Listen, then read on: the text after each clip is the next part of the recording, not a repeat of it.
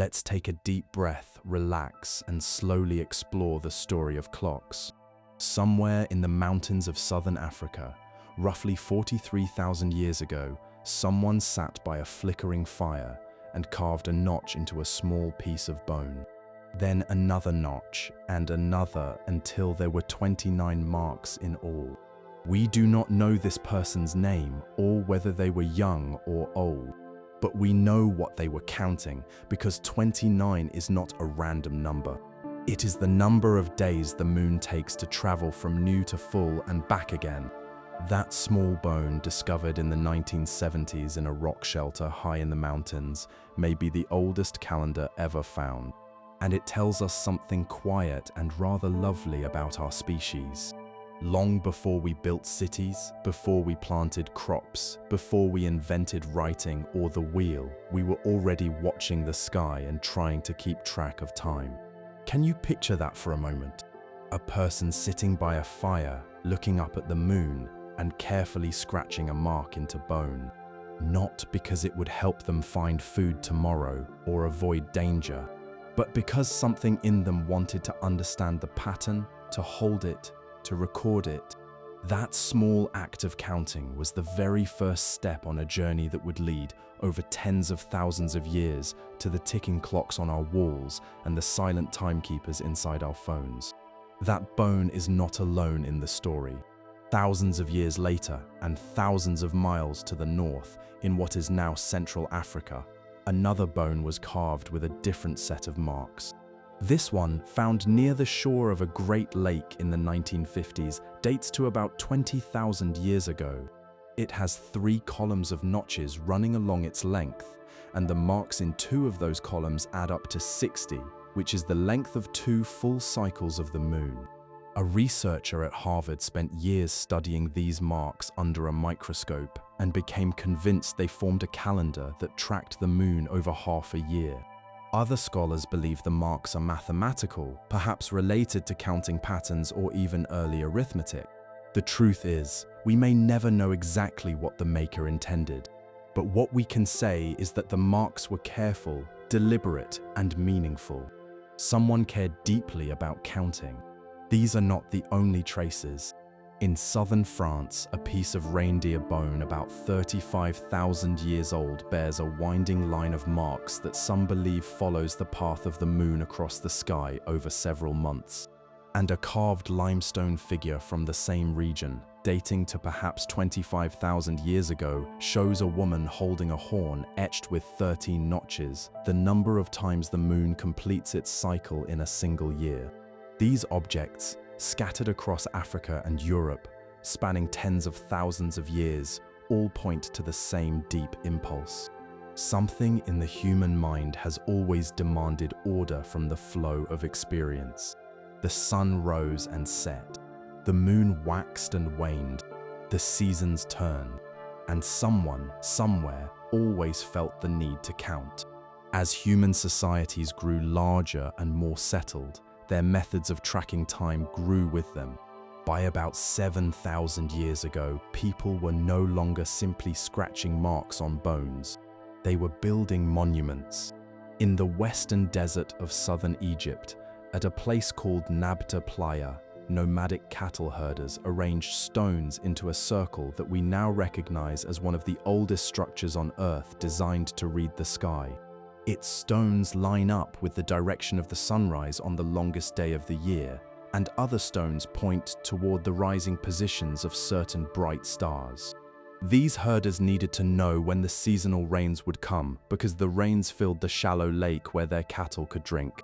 Their stone circle was, in a sense, a calendar built into the landscape, a way of predicting the future by reading the patterns of the past. 1,000 years later, and far to the north, the builders of Stonehenge were doing something similar on a grander scale. That great ring of stones on a plain in southern England was arranged so that on the longest day of the year, the sun rises directly over a particular stone when you stand at the center, and on the shortest day, it sets in exactly the opposite direction.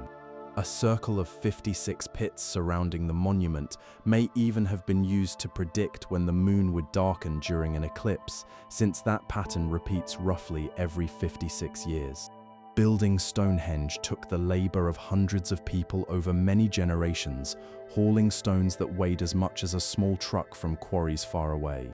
Time was no longer something one person tracked quietly with a bone. It had become a shared project, something worth enormous effort to measure and display. And here is something worth pausing on. All living things have a kind of internal clock. Plants open and close their leaves in rhythm with the day. Animals wake and sleep on a regular cycle. Our own bodies follow patterns of warmth and coolness, alertness and drowsiness that continue even when we are kept in total darkness, away from any light at all. A French scientist showed this as early as 1729, when he placed a plant in a dark room and watched its leaves continue to open and close on schedule, day after day, with no sunlight to guide them. We are, at the deepest level, creatures shaped by time. But measuring time with tools, counting it, recording it, building monuments to track it, these are things only humans do. No other creature builds a calendar or constructs an observatory. When that unknown person carved 29 notches into a bone 43,000 years ago, they were doing something no animal had ever done. They were stepping outside the flow of time and looking at it from above, treating it as something that could be studied and divided and understood. Every clock that has ever been built, from the simplest stick casting a shadow on the ground to the most extraordinary machine vibrating billions of times per second, is a descendant of that first quiet impulse. This is the story of those clocks and of the long, slow, beautiful journey that brought us from a scratched bone by a fire to the silent timekeepers that now surround us everywhere we go. It is a story that touches every continent and every civilization, and it begins, as all stories about time must begin, with the simple experience of watching shadows move. In the scorching heat of ancient Egypt, sometime around 1500 years before the Common Era, a construction worker glanced at a small block of limestone propped up near the entrance to a royal tomb. The block had been carved with a series of lines fanning out from a central point, and a small peg cast a thin shadow across those lines. It was a sundial, rough and simple, but it told the worker something he needed to know: how much of the day remained before he could stop hauling stones and rest. That humble artifact, discovered by archaeologists in 2013 among the rubble of a workers' village in the Valley of the Kings, is one of the oldest surviving sundials in the world. And it reveals something rather unexpected. The very first precision timekeeping devices were not built for priests or kings. They were built for ordinary laborers, people who simply wanted to know when the workday would end. The idea of using shadows to tell time is almost certainly older than any object we have found. The moment someone noticed that shadows grow shorter as the sun climbs and longer as it descends, the principle was born. The earliest version was nothing more than a stick planted upright in the ground. As the sun moved across the sky, the stick's shadow swept across the earth like the hand of a clock, and by marking where the shadow fell at different times, one could divide the day into segments. The tall stone pillars that stood at the entrances of Egyptian temples as early as 3,500 years before the Common Era served exactly this purpose.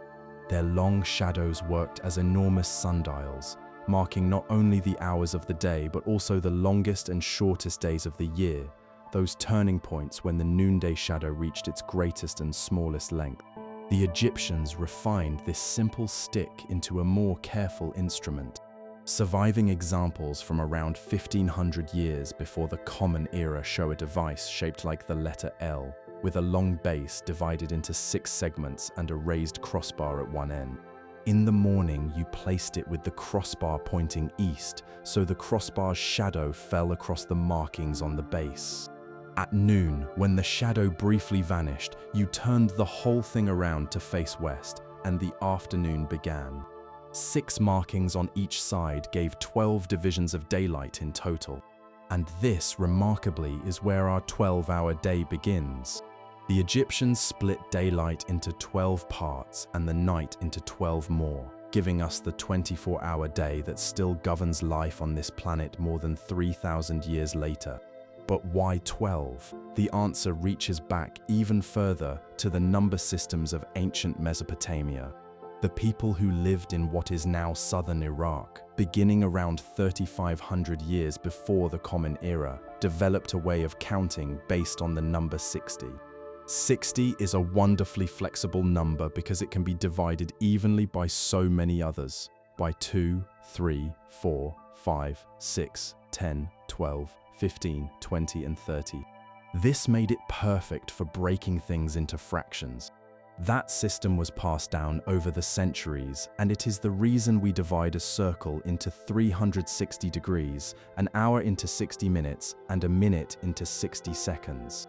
Every time you glance at a clock face and see those 12 hours and 60 minutes, you are looking at arithmetic invented in the river valleys of the ancient Middle East more than 4,000 years ago. The Greeks came to sundials somewhat later, but once they adopted the idea, they transformed it with their love of geometry.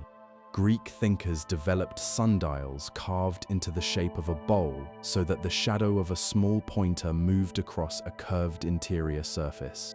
The curved shape naturally corrected for some of the distortions that a flat surface introduced, giving a more accurate reading. The Romans, for their part, developed portable sundials that soldiers could carry on campaign. One small bronze sundial from the 1st century of the Common Era, now in a museum in Oxford, could even be adjusted for use at different locations, suggesting its owner traveled widely across the empire. Perhaps the most spectacular sundial of the ancient world was built in Rome itself, around 10 years before the Common Era, on the orders of the Emperor Augustus. Its pointer was a towering pillar of red stone, about 30 meters tall, that Augustus had seized from Egypt after conquering it. That pillar, originally raised by an Egyptian ruler more than 500 years earlier, was shipped across the sea and set up in a great open square, where it cast its shadow across a vast pavement of marble, inlaid with lines of golden metal. By reading where the shadow fell against those lines, you could tell both the time of day and the season of the year. The monument was a marriage of Egyptian stone, Greek science, and Roman engineering, and it was also a deliberate act of power. Augustus wanted the people of Rome to feel that even the ordering of time itself flowed from his authority. But sundials had a fundamental problem that no amount of ingenuity could solve. They only worked when the sun was shining. On cloudy days and during the night, they were silent. This was more than a small inconvenience. Ancient religions required certain rituals at specific times, and those times did not pause for bad weather. Egyptian priests needed to know the hour in the middle of the night so that temple ceremonies could proceed on schedule. Greek courts needed to time speeches even when clouds hid the sun. Armies needed to coordinate movements in darkness. There was another difficulty too. The 12 hours of daylight and 12 hours of darkness that the Egyptians counted were not fixed, equal units like our modern hours. They were what we might call stretchy hours, meaning each one was simply 1/12 of however much daylight or darkness there happened to be that day. In summer, when days were long, each daylight hour stretched out well beyond what we would call 60 minutes. In winter, when days were short, each hour shrank. A sundial that told perfect time in one city would be slightly wrong in another city at a different distance from the equator. For the ancient world, this was perfectly fine. People did not need their hours to match those of a city 1,000 miles away.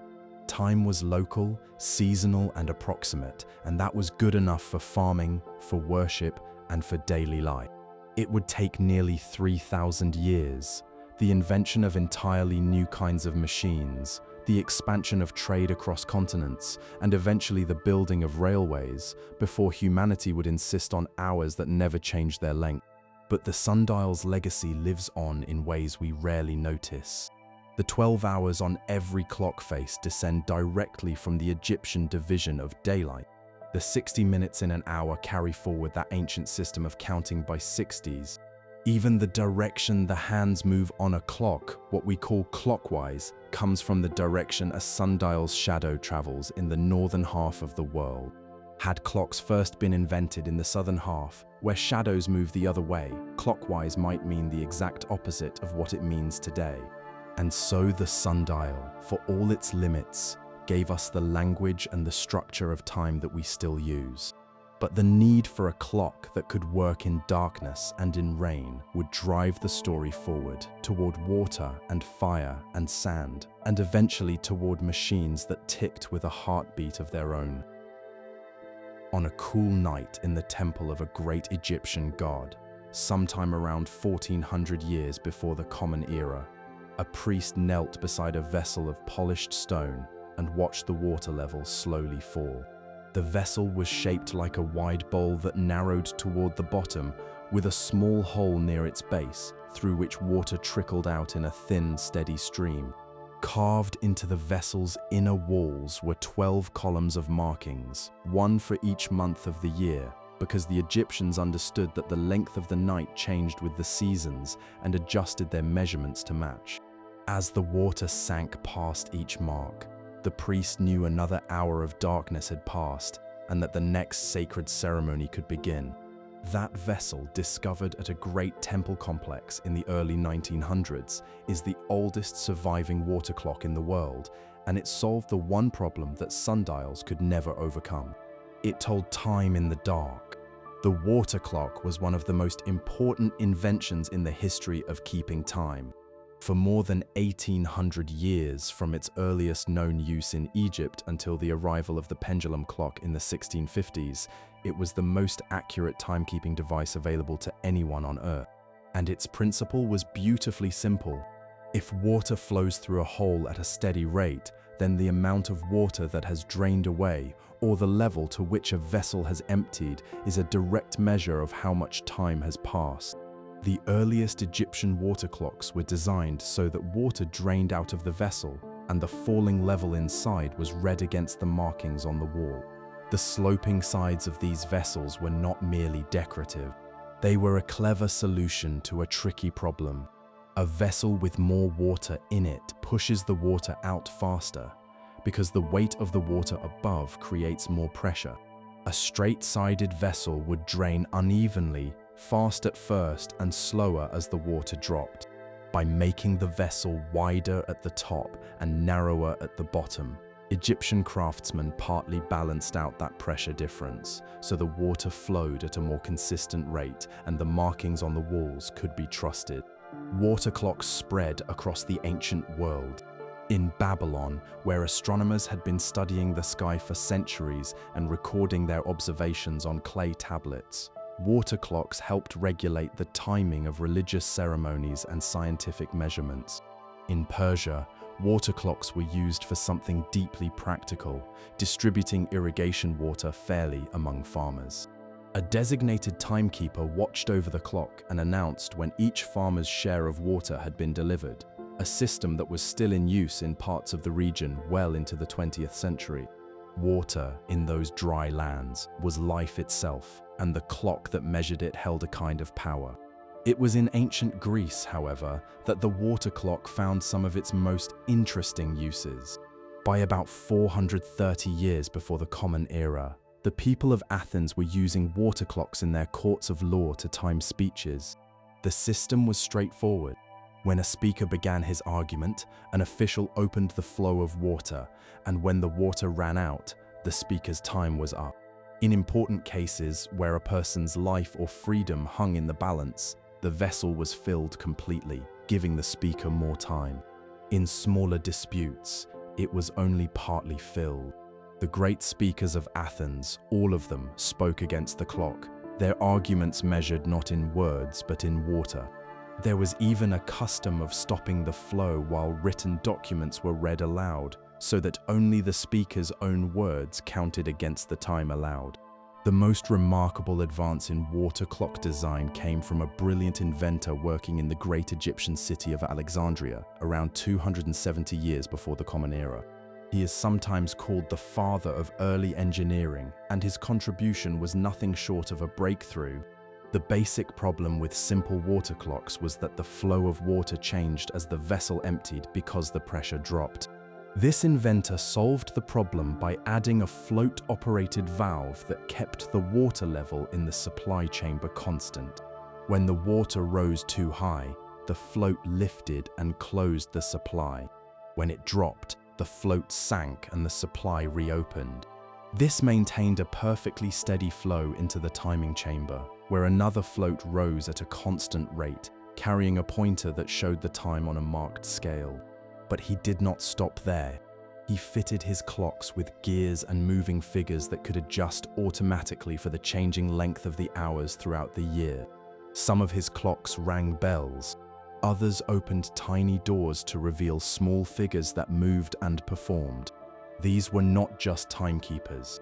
They were the first complex automatic machines, the ancestors of every robot and every automated device that would follow.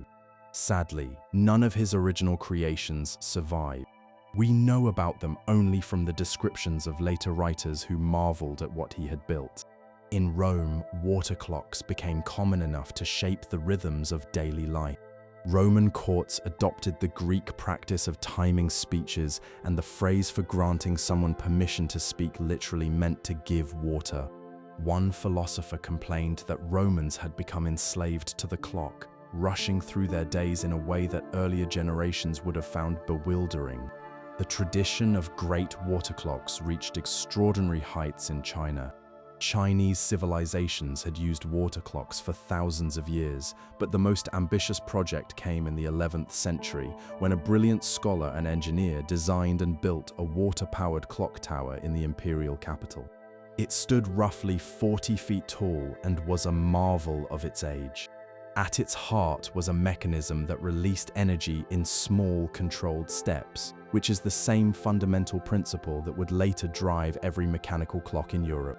The tower held instruments for observing the stars, a model of the heavens that showed the movements of the sun and moon, and an elaborate system of more than 100 small mechanical figures that announced the hours by ringing bells, beating drums, and holding up signs with the time written on them.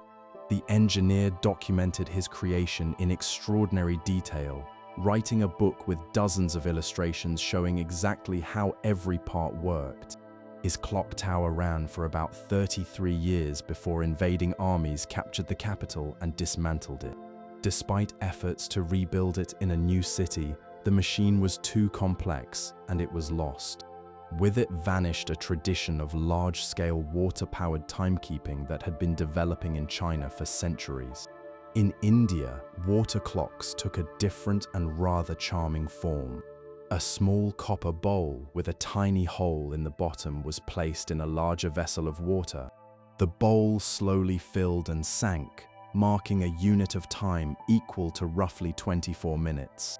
The sound of the bowl striking the bottom of the water vessel served as an audible signal, and in some places a professional timekeeper sat beside the clock and struck a gong each time the bowl went down, providing a timekeeping service for the entire surrounding community. The story of water clocks is a reminder that the history of time is not a straight line running from simple to complex, from one part of the world to another. Some of the most sophisticated timekeeping machines ever built arose in civilizations that are sometimes overlooked, and some of those machines were lost to war or neglect.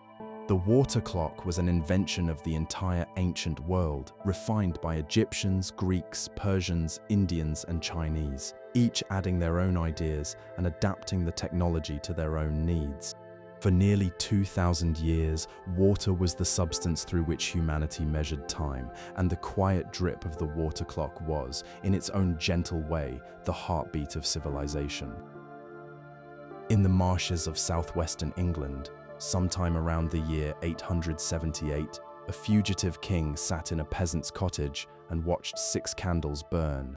Alfred of Wessex, the last king still resisting the Viking invasion of England, had been driven from his throne and was hiding in the swamps with a handful of loyal followers. According to his biographer, Alfred had devised a way of organizing his day using candles of uniform size, each about 12 centimeters tall, marked at regular intervals along their length. Each candle burned for exactly 4 hours, and Alfred used them to divide his day into equal portions, one part for prayer, one for the business of governing what little kingdom he had left, and one for rest. To protect the flames from the drafts that gusted through the cottage, he enclosed them in lanterns made of wood and thin sheets of animal horn. It is a story that may be partly legend, but it captures a real technology that was used across the medieval world, a technology that turned fire itself into a clock. Candle clocks are among the most natural timekeeping devices ever conceived. The principle is almost wonderfully simple. If a candle of known size burns at a known rate, then the amount of wax consumed is a direct measure of how much time has passed. Markings scratched into the candle's surface turn the slow destruction of wax into hours. The technology requires no water, no sunlight, no mechanical parts, and no special training. Anyone who could make a candle and cut notches into it could make a clock. This simplicity made candle clocks especially useful in the colder parts of Europe, where freezing winters could stop a water clock and where the short, dark days of December left sundials useful for only a few pale hours. The earliest known mention of candle clocks does not come from England, however, but from China. A poem written around 520 of the Common Era describes marked candles used for telling time, placing the idea at least 3 centuries before Alfred sat in his marshland cottage. It is likely that candle clocks were invented independently in several places, since the principle is so obvious that any civilization with access to candles could have stumbled upon it. Far more refined were the incense clocks of East Asia. These measured time not through the burning of wax, but through the slow, steady combustion of powdered incense along a carefully shaped path. The simplest form was the incense stick, a slender rod of compressed fragrant material that burned at a predictable rate. But Chinese and Japanese craftsmen developed something far more elaborate. The most common type used a wooden or stone mold carved with a continuous winding channel, sometimes in the shape of a maze or a decorative pattern. A mixture of powdered wood and ground spices was packed into the channel, and when it was lit at one end, it burned slowly along the entire path. By seeing how much of the channel had been consumed, you could tell how many hours had passed. Some of these clocks were designed to burn continuously for months, their channels tracing long spiraling paths across a surface several feet wide. What made incense clocks truly special, though, was something no other timekeeping device could offer. In some versions, different sections of the channel were filled with different types of incense, each producing its own distinct fragrance. As the hours passed, the scent in the room changed, and a person could tell the time not by looking at anything but simply by breathing in. Can you imagine that for a moment? Lying in a darkened room and knowing the hour by the way the air smells. This was timekeeping as a sensory experience, something closer to art than to science. In Japan, where the appreciation of incense was refined into a deeply respected practice, this way of telling time by scent was cherished for centuries. Some incense clocks even had a kind of alarm built in. Thin threads with small metal weights were hung across the incense trail at measured intervals.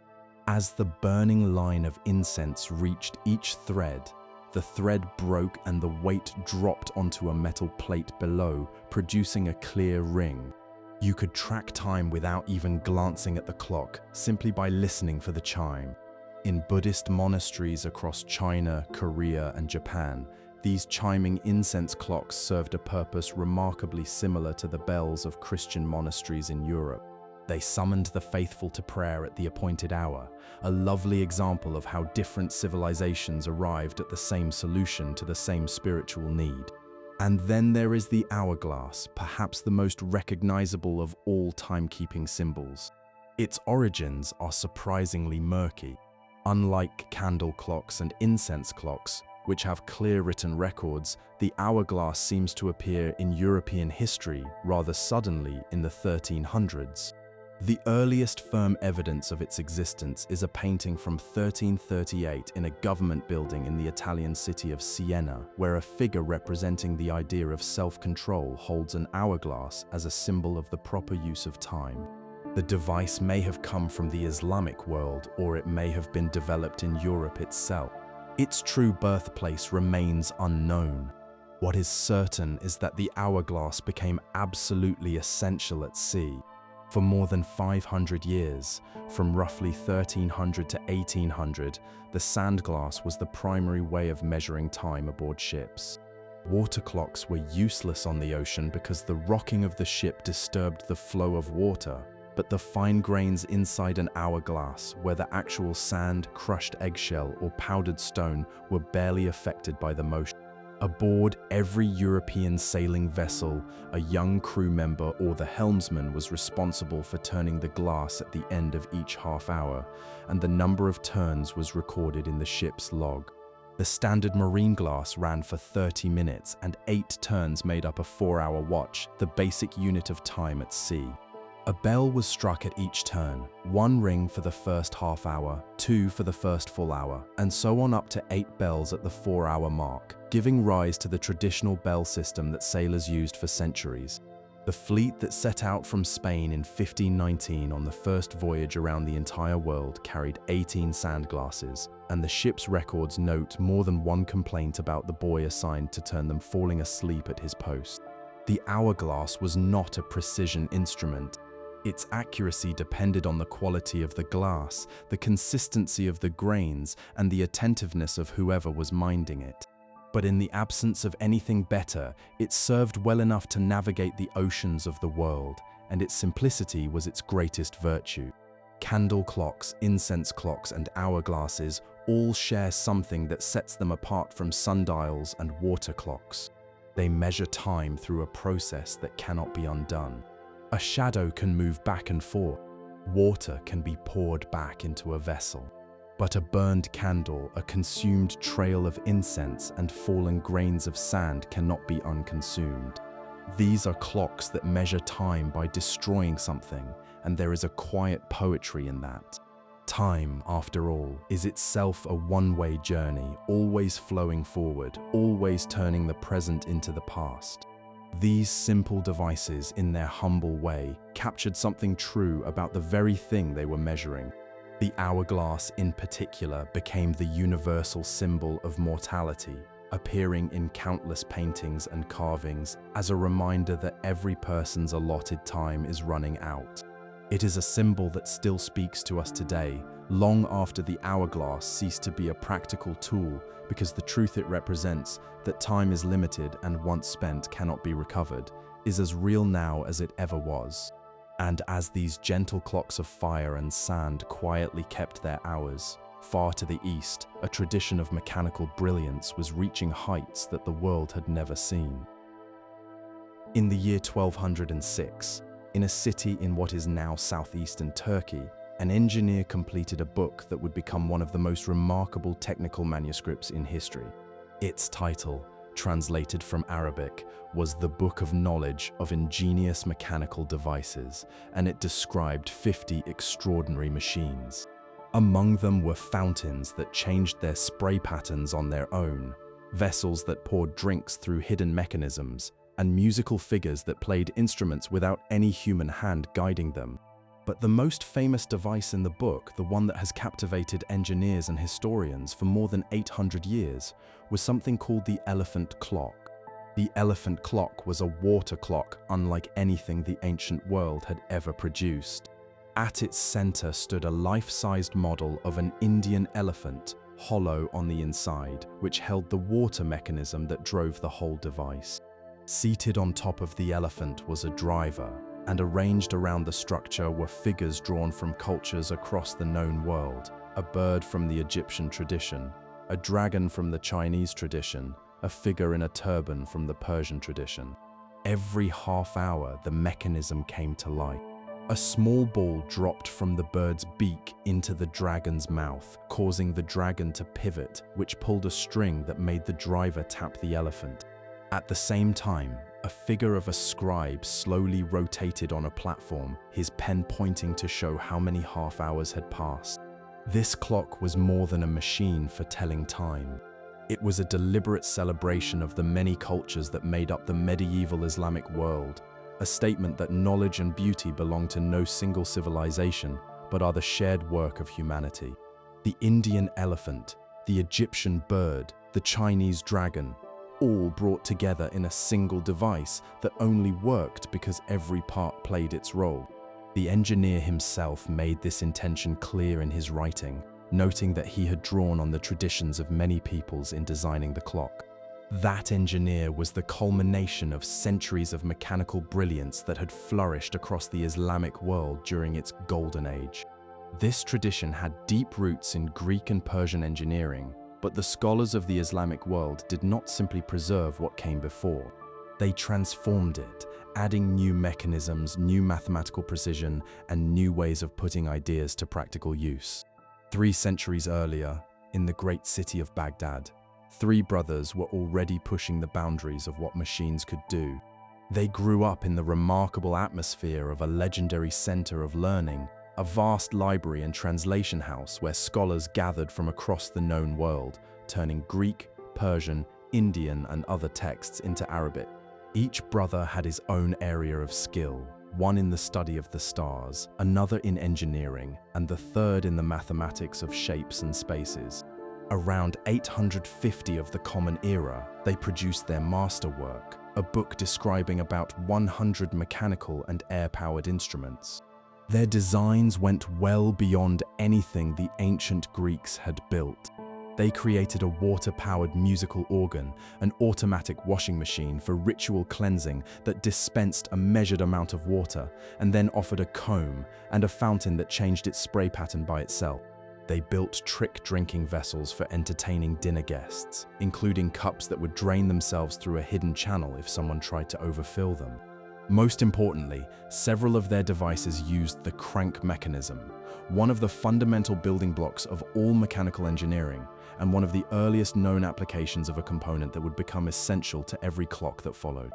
Their work was not just theoretical. Their manuscripts included practical building instructions, lists of materials, and step-by-step guides that allowed other engineers to build the same devices. Translations of their work eventually made their way to medieval Europe, particularly through scholars working in Spain, contributing to the body of knowledge that would one day make the mechanical clock possible. Between those 3 brothers and the engineer of the elephant clock, a continuous chain of brilliant minds refined and expanded the art of mechanical timekeeping across the Islamic world. One scholar working in Islamic Spain designed water clocks with remarkably complex systems of gears. Another wrote a detailed manual for repairing a great public water clock at a mosque in Damascus. These large mosque clocks, visible to everyone and audible through their striking bells, served a purpose very similar to the cathedral clocks that would appear in Europe a century or 2 later.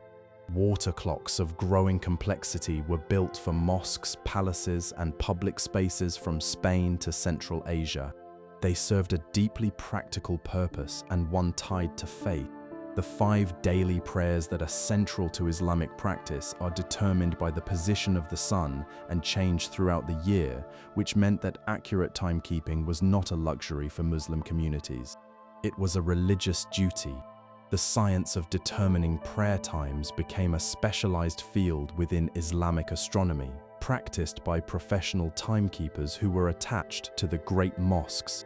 The engineer of the elephant clock himself served as chief engineer at a palace for 25 years. His book, written at the request of a sultan, described 50 devices organized into 6 categories. 10 chapters were devoted to water clocks alone. Beyond the elephant clock, he described a castle clock that stood over 11 feet tall and included automatic doors, musical figures, a display of the star signs, and a complex gear system that could be adjusted throughout the year to account for the changing length of the days. It was, in a sense, one of the earliest programmable machines. His innovations were not limited to grand spectacles. He also developed practical engineering solutions that would not appear in Europe for centuries. He designed gears where only part of the edge carried teeth, which allowed smooth circular motion to be converted into a stop-and-start rhythm, a principle that is essential to the way every clock ticks. He used pegs mounted on a rotating cylinder to activate levers in a set sequence, an early version of what engineers would later call a camshaft. His methods for precisely controlling the flow of water and his use of closed-loop water systems represented genuine advances in the craft of building machines. The story of Islamic mechanical ingenuity is sometimes overshadowed by the story of the European mechanical clock, which appeared in the 1300s and eventually became the dominant timekeeping technology worldwide. But this overlooks the truth. The mechanical skill of Islamic water clocks and automatic machines was, in many ways, more advanced than anything being built in Europe at the same time. The knowledge preserved, refined, and created by Islamic scholars formed a vital bridge between the ancient engineering of Greece and the medieval developments that followed in Europe. Trade routes, translation projects, and the movement of ideas during the era of the Crusades all carried mechanical knowledge from the Islamic world westward. Without the three brothers of Baghdad, without the engineer of the elephant clock, without the centuries of innovation that connected them, the history of the clock might have taken a very different path. And it was along that path, in the monasteries and workshops of medieval Europe, that the next great leap would come, a leap that would change the very nature of time itself. Sometime in the last decades of the 1200s, in a monastery somewhere in Europe, a monk watched a new kind of machine come to life. It had no water, no sand, no candle, and no sundial. Instead, it had a heavy weight hanging from a rope wound around a drum, and as gravity pulled the weight downward, the drum turned, driving a set of gears. But the gears did not simply spin freely. They were held back by a device that released them in small, measured steps, a mechanism that allowed the stored energy to escape not all at once but little by little, tick by tick. That device, known to historians as the verge and foliote escapement, was the beating heart of the first true mechanical clock, and its invention was one of the most important technological breakthroughs in all of human history. No one knows who invented it, or where, or exactly when. The historical record is frustratingly quiet on this point. What we do know is that by the 1280s and 1290s, references to mechanical clocks begin appearing in European records, and by the early 1300s, large tower clocks were being installed in cathedrals and monasteries across England, Italy, France, and Germany. The technology seems to have appeared quite suddenly, which has led some historians to wonder whether the critical invention was made in a single workshop and then spread rapidly from there. Others believe it was developed gradually, perhaps drawing on techniques that traveled from the Islamic world through Spain. The mechanism itself worked through a kind of elegant argument between two forces. A vertical shaft had two small plates attached near its top and bottom set at right angles to each other. A horizontal bar was mounted on top of the shaft, with adjustable weights at each end. As the main gear, driven by the falling weight, tried to turn, it pushed against one of the plates, causing the shaft to rotate and the bar to swing. But the momentum of the swinging bar carried the shaft past the point where the gear could push, and the second plate caught the gear on the opposite side, stopping it for a moment before the gear pushed back and reversed the swing. This back and forth motion, this tick-tock rhythm, was the first mechanical heartbeat. Every mechanical clock for the next 4 centuries would use some version of this principle. The tick itself became the defining sound of time, a sound so deeply linked to clocks that we still use the word to describe the passing of seconds, even now, in an age of silent screens. The earliest mechanical clocks were not small household objects. They were massive iron machines, some weighing hundreds of pounds, installed in the towers of monasteries and cathedrals, heard throughout the town but seen by no one. They had no dials, no hands, no faces. They simply struck a bell at regular intervals, announcing the hours of prayer that structured the day in every monastery. The very word clock comes from the old word for bell, and in German the word for clock still carries that meaning. The first clocks were not instruments for seeing time. They were instruments for hearing it. This connection to monasteries is important. The rule that governed the daily life of monks required them to gather for prayer at fixed times throughout the day and night. A designated brother was responsible for making sure the community assembled on time, a task that required constant watchfulness and reliable timekeeping. In the cold, dark months of a northern European winter, when sundials were useless and water clocks could freeze in unheated stone buildings, a mechanical clock that could ring a bell at the correct hour, regardless of weather or season, was not a luxury. It was the answer to a pressing spiritual need. Some historians have argued that the mechanical clock was born directly from this monastic demand for punctual prayer, making it one of the rare great inventions in history, driven mainly by religious motivation. Others point to the growing commercial cities of Italy, where merchants and traders needed precise hours to coordinate business, and suggest that the clock arose from a combination of sacred and practical needs. Either way, the new machine spread with remarkable speed. The earliest documented mechanical clocks include one mentioned in records from a priory in Bedfordshire, England in 1283, and another at a cathedral in the southwest of England the following year. By the early 1300s, the technology had reached Italy, France, and beyond. In the 1340s, a gifted astronomer in the Italian city of Padua began work on an extraordinary clock that showed the movements of the sun, the moon, and the 5 known planets through a complex system of over 100 gears. He spent 16 years building it and wrote a detailed book describing every piece, making it one of the best documented machines of the medieval world. The accuracy of these early clocks was, by modern standards, quite poor. A clock of this type might lose or gain 15 minutes in a single day, sometimes more. The swinging bar did not keep perfectly steady time, and friction in the gears introduced further errors. Changes in temperature caused the iron parts to expand and contract, altering how the gears meshed and changing the clock's speed.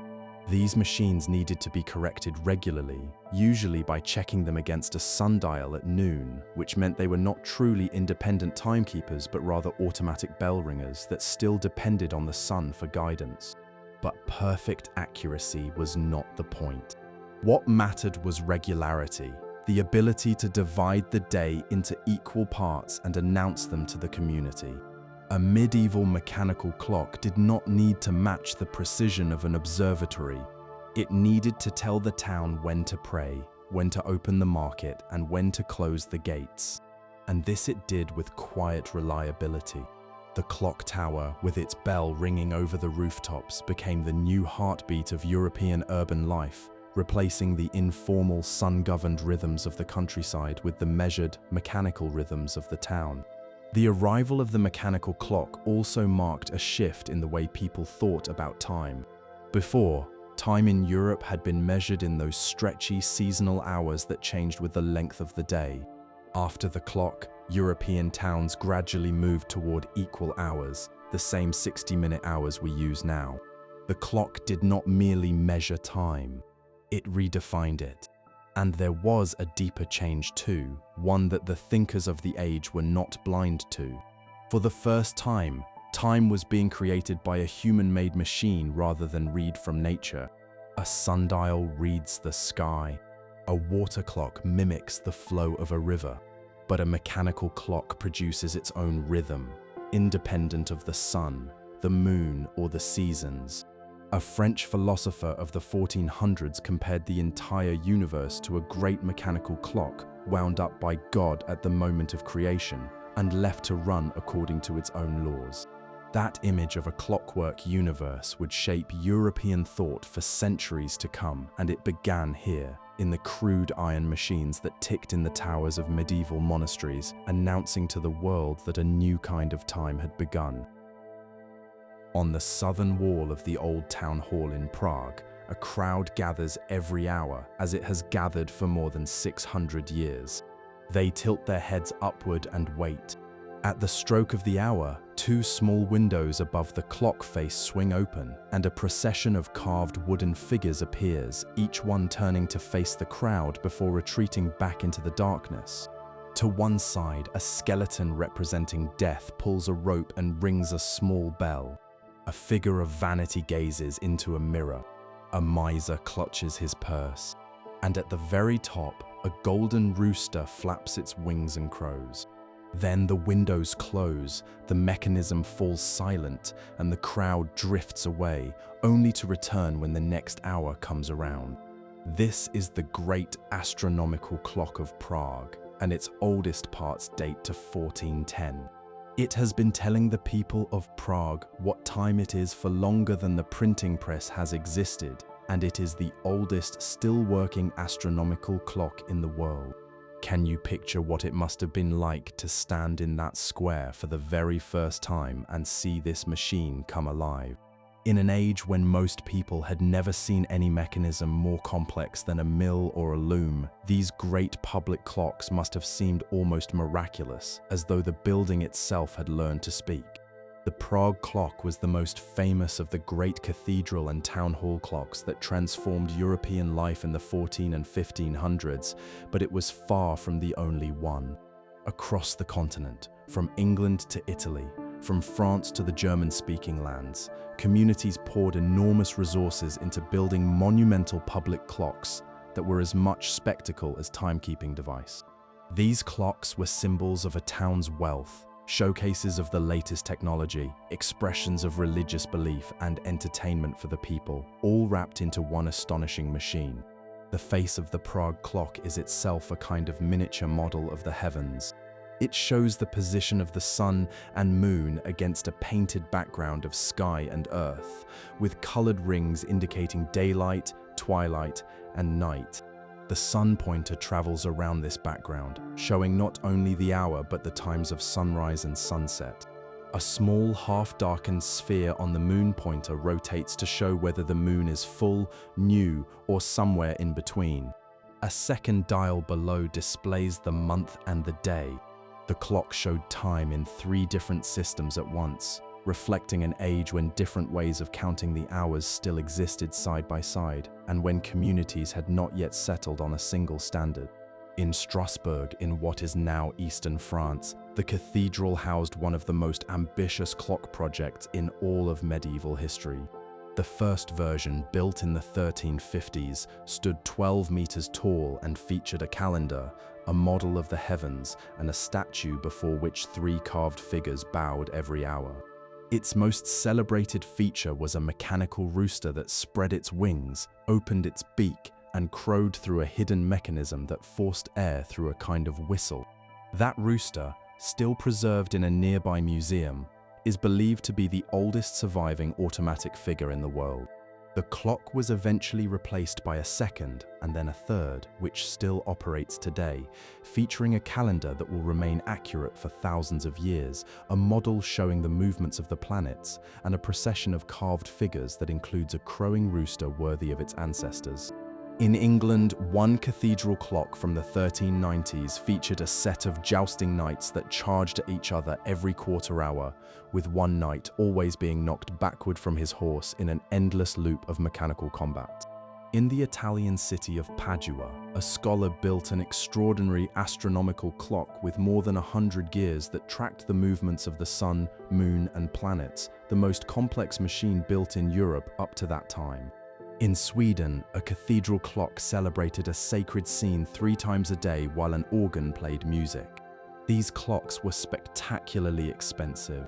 Building one required the skills of blacksmiths, clockmakers, astronomers, artists, sculptors, and engineers, and the projects often took years to complete. The communities that paid for them did so partly for practical reasons, since a public clock gave everyone in town a shared sense of time, but also for reasons of pride. Having a magnificent clock was a statement of ambition. Towns competed with one another to have the most elaborate one, and commissioning a new clock was a civic event of real importance. In medieval Europe, a clock tower was what a great skyscraper would later become, a symbol of power and aspiration reaching upward into the sky. The arrival of these public clocks had deep consequences for daily life. Before the clock tower, the rhythm of a town was set by church bells, rung by human hands at somewhat irregular intervals. The person who rang the bells held a kind of quiet power over the community's schedule, and the timing could shift from day to day depending on weather, attention, or the wishes of the local priest. The mechanical clock replaced that human judgment with mechanical regularity. Now the bell rang at the same moment every day, regardless of who was tending the machine. This shift mattered far beyond the church. Merchant guilds and trade associations quickly saw the value of standardized hours for regulating commerce, coordinating shifts, and settling disputes. Market hours could be precisely set and enforced. Workers could be required to begin and end at specific times. The idea of a working day measured in hours rather than in tasks completed, an idea so familiar to us now that we barely think about it, began to take shape in the shadow of the clock tower. The clock tower also changed who held power over time. Before the mechanical clock, the church had controlled public time through its bells. Afterward, town governments could install their own clocks on civic buildings, taking the authority to say what time it was out of the church's hands. In some cities, this transfer of power was bitterly contested. Workers in the cloth-making cities of Northern Europe protested the new work clocks that regulated their labor. Church officials resisted secular clocks as intrusions on their age-old role. The clock, that most neutral and seemingly objective of machines, had become a tool in the struggle between sacred and worldly authority. Perhaps the most lasting legacy of these great public clocks was the way they changed how people felt about time itself. Before the 1400s, most Europeans experienced time as something natural, seasonal, and approximate. The sun rose, the sun set, and life moved with it. The great clocks imposed a different feeling, time as something mechanical, regular, and precise, something that could be divided into identical pieces and displayed on a dial for everyone to see. It was a new way of living in the world, and it would only deepen in the centuries ahead, as clocks grew smaller, more accurate, and more present in every corner of daily life. But all of that was still to come, and the next great change would arrive not from a tower, but from a tiny coiled spring. In a workshop in the German city of Nuremberg sometime around 1510, a locksmith held up a small metal drum no bigger than a fist and showed it to an astonished visitor. Inside the drum, a tightly coiled strip of steel slowly unwound, driving a set of tiny gears that turned a single hand around a miniature dial. The device was portable. You could pick it up, carry it in a pocket, set it on a table beside your bed. It did not need to hang on a wall or stand in a tower. It did not need falling weights or flowing water. For the first time in the long history of keeping time, a person could carry a clock with them wherever they went. That locksmith's small portable timepieces were not the very first clocks powered by a spring. The mainspring, a coiled strip of steel that stores energy when wound up and releases it as it slowly uncoils, had been developed at least a century earlier. One of the earliest known spring-driven clocks, made for a duke of the region around 1430, is still preserved in a museum in Nuremberg, the very same city where the locksmith would later do his work. But what that locksmith achieved was something arguably more important than inventing the spring. He shrank the entire mechanism down to a size no one had thought possible, small enough to be carried on a person's body. A scholar who knew him wrote in 1511 that this craftsman was making small clocks from iron with many wheels which could be carried in a purse or worn on the chest, and which would strike and show the hours for 40 hours even while being carried close to the body. The mainspring solved one problem but immediately created another. A falling weight, the kind that drove the large tower clocks, provides a nearly steady force as it descends. But a spring delivers more force when it is tightly wound than when it is nearly unwound, which means a spring-driven clock tends to run fast just after winding and slow as it runs down. This inconsistency was the central challenge of early portable clockmaking, and solving it required one of the most ingenious mechanical solutions in the history of engineering. The solution was a cone-shaped spool with a spiral groove cut into its surface, connected to the spring by a length of fine chain. When the spring was fully wound and delivering its strongest pull, the chain wrapped around the narrow end of the cone, where the small width provided little leverage. As the spring unwound and weakened, the chain moved onto wider and wider sections of the cone, where the increasing width compensated for the fading strength of the spring. The result was a nearly constant force delivered to the gears, regardless of how much the spring had unwound. The precision needed to carve that spiral groove to exactly the right shape was extraordinary, requiring a deep understanding of the relationship between the spring's declining power and the matching curve of the cone. The idea did not even originate with clockmakers. The earliest known drawing of this kind of device appears in a military manuscript from 1405, where it is shown as part of a mechanism for winding a crossbow. Sketches by some of the greatest engineers of the Renaissance also include the same principle applied to different machines. One historian of clocks called it one of the most perfect solutions to a mechanical problem ever devised. This cone-shaped equalizer would remain a standard part of fine pocket watches for more than 400 years, until modern metals finally made it unnecessary. The combination of the coiled spring and this clever compensating cone freed the clock from the wall and the tower. Portable clocks spread across Europe during the 1500s, becoming prized possessions of the wealthy. These early portable clocks were usually drum-shaped, made of gilded metal, and they typically had just a single hand showing the hours, since they were not accurate enough to justify showing minutes. They might lose or gain as much as an hour in a single day, but accuracy was not really their appeal. They were objects of wonder, status symbols that showed their owner had access to the finest craftsmanship and the newest technology.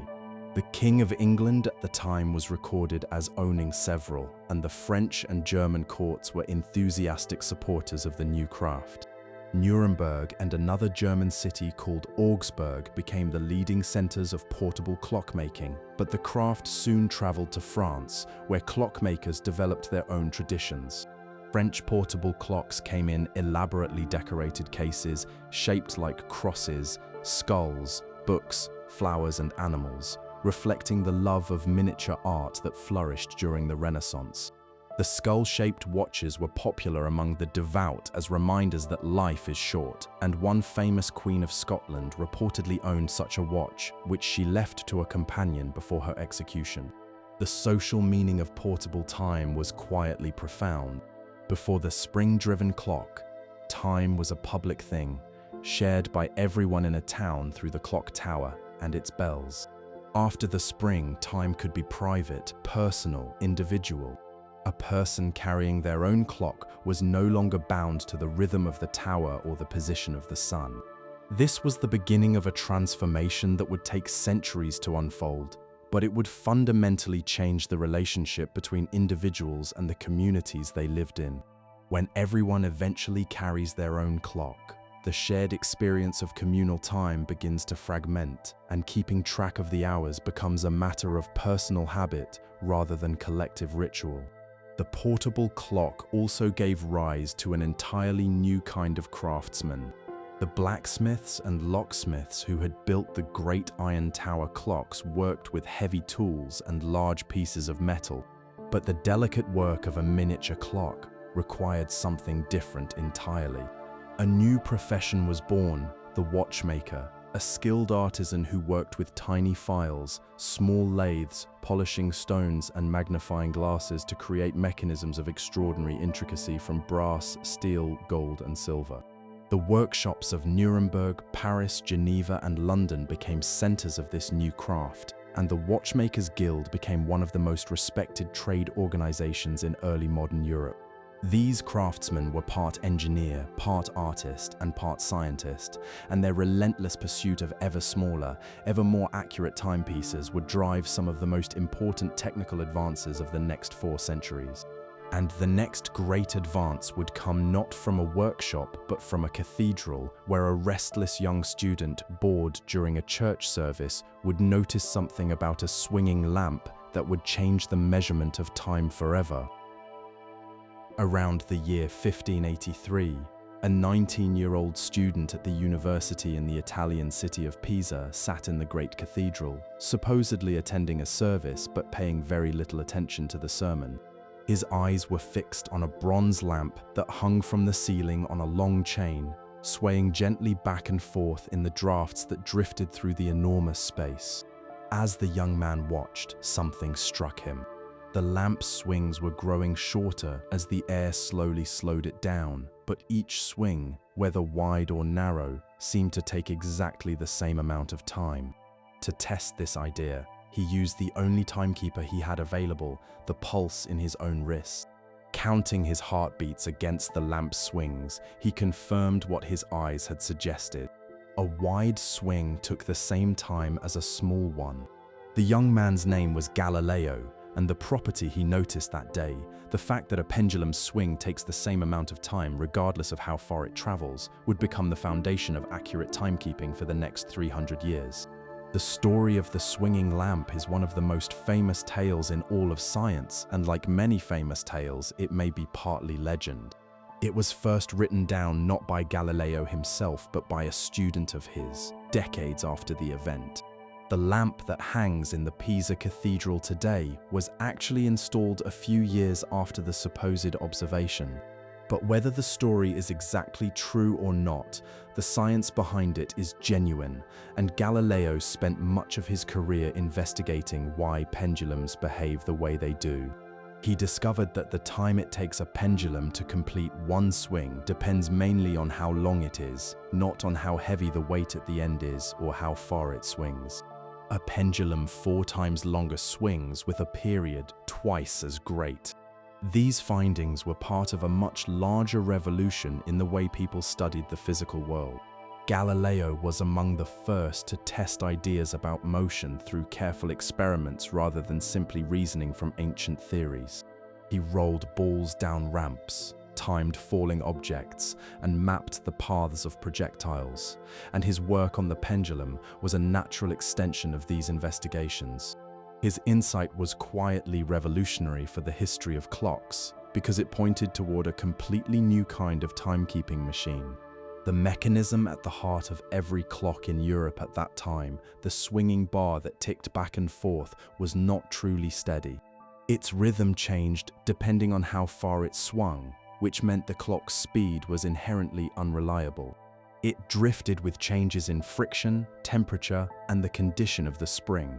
A pendulum, by contrast, swung with a natural rhythm that stayed almost perfectly constant, making it an ideal heartbeat for a clock. If someone could find a way to connect a pendulum's steady swing to a set of gears, the result would be a clock far more accurate than anything the world had ever seen. Interestingly, Galileo first put the pendulum to use not in a clock, but in medicine. He designed a simple device for doctors, a small pendulum whose length could be adjusted until its swing matched the speed of a patient's pulse. The doctor could then read the pulse rate from a scale marked along the pendulum's string. This was one of the first precision instruments born from the physics of the pendulum, and it was used by physicians in Italy for decades.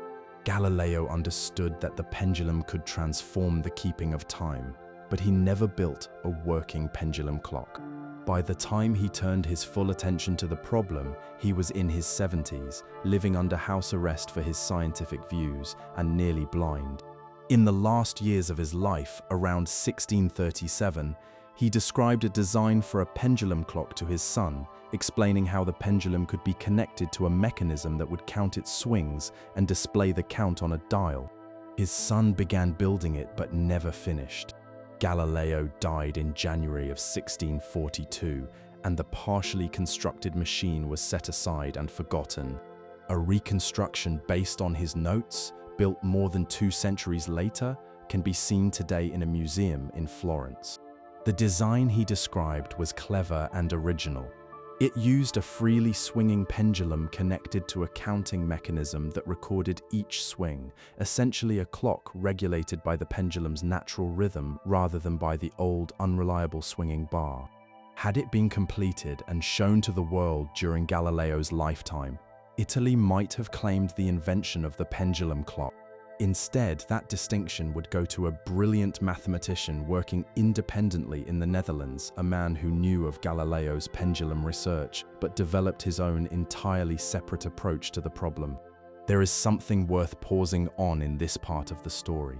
The gap between understanding a principle and building a working machine is one of the great recurring themes in the history of technology. Galileo knew that a pendulum could govern a clock, but he could not build one, hemmed in as he was by age, failing eyesight, and the heavy hand of authority. The engineering challenges remained unsolved.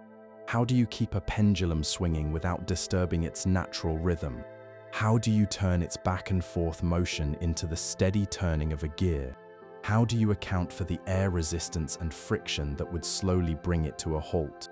These problems required a different kind of genius, a practical mechanical genius that could turn mathematical beauty into iron and brass. That genius would arrive 14 years after Galileo's death, in a country famous for its engineering skill and its hunger for trade. The Dutch Republic of the mid-1600s was the wealthiest and most technologically advanced nation in Europe, a seafaring power whose ships sailed to every corner of the globe. The great Dutch trading companies operated hundreds of vessels, and the inability to determine a ship's position far from land was costing lives and cargo with painful regularity. It was in this atmosphere of urgent practical need and abundant mechanical talent that a young mathematician would take Galileo's pendulum insight and transform it into a working clock, launching a revolution in timekeeping that would ripple across science, commerce, and daily life for centuries to come. And so Galileo's true legacy in the story of clocks is not a device but an idea. He did not build the clock that would carry his intellectual mark, but he provided the understanding without which that clock could never have been imagined. In the quiet of a cathedral, watching a lamp sway on its chain, a restless young man had glimpsed something true about the world, and that truth would echo through centuries of human invention. On a winter day in 1656, in a workshop in the Dutch city of The Hague, a young mathematician watched as a skilled clockmaker assembled the parts of a new kind of timepiece. The mathematician had provided the design. The clockmaker was turning that design into metal and wood. When the clock was finished and set running, the result was clear almost at once. The pendulum, swinging with a calm, unhurried rhythm, governed the movement of the gears with a steadiness that no previous clock had achieved. Where the best clocks of the era lost roughly 15 minutes every day, this new pendulum clock lost only about 15 seconds, a leap in accuracy so dramatic that it was as though someone had gone from guessing the time to truly knowing it. The mathematician was only 27 years old. He was the son of a prominent Dutch diplomat and had already been recognized as one of the sharpest minds in Europe, having made important contributions to the mathematics of probability in letters exchanged with some of the greatest thinkers of his day. He had studied the behavior of pendulums with the same care that Galileo had brought to the subject, but where Galileo had stayed in the world of ideas, this young Dutchman was determined to build something real, something that worked. His breakthrough was not simply the act of attaching a pendulum to a clock, which was, in truth, a fairly straightforward thing to do. His real achievement was understanding the hidden mathematical problem that made the pendulum an imperfect timekeeper, and then solving it. Galileo had believed that a pendulum's swing takes exactly the same amount of time no matter how wide the arc. This is nearly true for small swings, but the young mathematician realized through careful calculation that for larger swings the time actually increases slightly. This tiny error, caused by the circular path the pendulum naturally follows, meant that as a clock's driving force varied and the width of the swing changed, the clock's speed would drift. For a clock meant to run reliably for days or weeks at a time, this mattered. His solution was mathematically beautiful. He proved that if a pendulum could be made to follow not a circle but a particular curve, one traced by a point on the rim of a wheel rolling along a flat surface, then its swing would take exactly the same time regardless of how far it traveled. This curve had a special property. An object sliding along it under the pull of gravity would always reach the bottom in the same amount of time, no matter where on the curve it started. To force his pendulum onto this ideal path, he attached curved metal plates at the point where the pendulum's cord met the clock frame. As the pendulum swung wider, the cord wrapped around these plates, subtly changing the length and path of the swing so that it traced the perfect curve instead of a simple circle. He received a patent for his pendulum clock in June of 1657, and the clockmaker was granted the exclusive right to build clocks based on the design for 21 years. The oldest known surviving clock of this type, dated 1657, is now kept in a museum in the Dutch city of Leiden. It is a plain but elegant thing, a wooden case with a steady heartbeat inside. The design spread quickly. Clockmakers in London, Paris, and across Europe recognized its superiority, and within a few years, pendulum clocks were being made in every major workshop on the continent. The age of precision timekeeping had begun. The practical effects were enormous. For the first time, clocks were accurate enough to be genuinely useful for scientific work.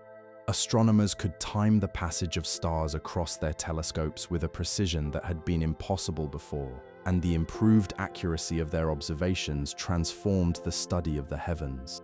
Navigators began to dream of using precise clocks to determine a ship's position far from land, since the difference between local noon and the time on a clock set to a home port would reveal how far east or west a ship had traveled. Doctors could measure a patient's pulse against a reliable standard. The pendulum clock did not merely improve the keeping of time. It turned it from an approximate art into something approaching a science. The same mathematician also improved the pocket watch. In 1675, he introduced a small coiled spring attached to the balance wheel inside a watch, which regulated its movement in the same way that gravity regulated the pendulum. This tiny spring made pocket watches dramatically more accurate, reducing their errors from hours per day to just minutes.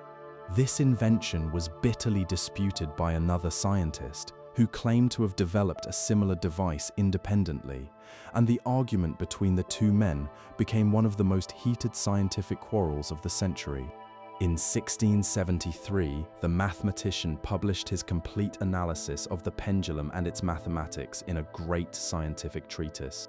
The book is considered one of the masterworks of 17th century science, containing not only the theory behind the pendulum clock, but also fundamental contributions to the understanding of curves, circular motion, and the forces that act on objects moving in circles. It cemented his reputation not only as the creator of the pendulum clock, but as one of the leading scientists of his age. He also tried to use the pendulum clock to solve the problem of finding a ship's position at sea, one of the great unsolved challenges of the time. He designed clocks that were hung on swinging platforms to reduce the effect of a ship's rocking, and they were tested on several voyages. On one trial, the clocks performed well enough to prove the principle, but not well enough to be trusted in rough weather. The swaying of the ship disturbed the pendulum too much, and the experiments were ultimately unsuccessful. Solving the problem of keeping accurate time at sea would take another century and would require an entirely different approach. Despite this limitation, the pendulum clock was the most important advance in timekeeping since the invention of the mechanical clock itself, more than 3 centuries earlier. It established a principle that would echo through every future improvement in the measurement of time. The idea was simple but powerful, that a clock's speed should be governed not by the friction and wear of its own gears, but by a natural rhythm, a physical system whose beat is set by the laws of nature rather than by the properties of the machine. This principle, using a natural frequency as the standard for keeping time, would carry forward through every later advance, from the coiled spring of a pocket watch to the vibrating crystal of a modern timepiece to the steady pulse of an atom. Every clock that exists today, whether it sits on a shelf or orbits the Earth inside a satellite, owes something to what happened on that winter day in The Hague. In the autumn of 1670, at a college in the English city of Oxford, a new clock was installed in the tower. It contained something no tower clock had possessed before, a new kind of mechanism that changed the way the pendulum interacted with the gears. Instead of the old design that required the pendulum to swing through a wide arc of nearly 100 degrees, this new mechanism, shaped somewhat like the curved arms of a ship's anchor, engaged the teeth of the gear wheel at its outer edge. This allowed the pendulum to swing through an arc of only 4 to 6 degrees, a seemingly small difference that would have enormous consequences. The smaller arc meant that a longer pendulum could be used, one that beat at a slower, more dignified pace. A pendulum about 1 meter long, roughly the height of a child, swings with a rhythm of almost exactly 2 seconds, 1 second in each direction. This calm 2-second beat became the standard for precision clocks, and its length determined the shape of a new kind of timepiece, a tall, freestanding wooden case that stood on the floor and housed the long pendulum within its slender body. This was the long case clock, what many of us know as the grandfather clock, and its appearance in the 1670s and 1680s marked the beginning of the golden age of domestic timekeeping. Who exactly invented this new mechanism is a question that historians still debate. One of the great scientific minds of the age, a brilliant and often quarrelsome figure at the Royal Society in London, claimed credit for the design, and there is evidence that he worked on improved clock mechanisms throughout the 1660s and 70s. A London clockmaker whose original trade had been making anchors is widely credited with popularizing the design and selling the first tall freestanding clocks with this new escapement around 1680. Another clockmaker who built the Oxford Tower clock may have been working from the first man's ideas or may have arrived at his own version independently. The truth, tangled in secrecy, rivalry, and the reluctance of craftsmen to share their trade secrets, may never be fully sorted out. What is beyond doubt is the extraordinary effect this new mechanism had on life at home. The long case clock was the first clock designed specifically for the household. Earlier domestic clocks, the small spring-driven clocks mounted on shelves or hung from walls, had been expensive luxuries owned only by the wealthy. The long case clock, while still a significant purchase, was more practical and more affordable, and over the course of the 1700s it became a standard feature of middle-class homes across Europe and North America. In England alone, tens of thousands were produced during that century, the great majority by clockmakers working in small towns and market cities far from London. The long case clock was also a piece of furniture, and a handsome one at that. Early examples had relatively plain cases of dark wood, with a narrow trunk and a simple top. As tastes evolved, the cases became more ornate. Panels of delicate inlaid woodwork with floral and curving patterns covered the surfaces in intricate designs. Some cases were finished in the style of Chinese lacquer, with dark backgrounds decorated in gold. Later, during the Georgian era, rich reddish-brown wood became the favored material, and the clocks grew taller and more imposing, sometimes reaching 8 feet or more.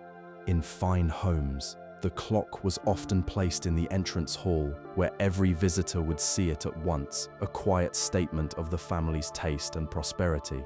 The steady, reassuring tick of the long case clock became one of the defining sounds of home life.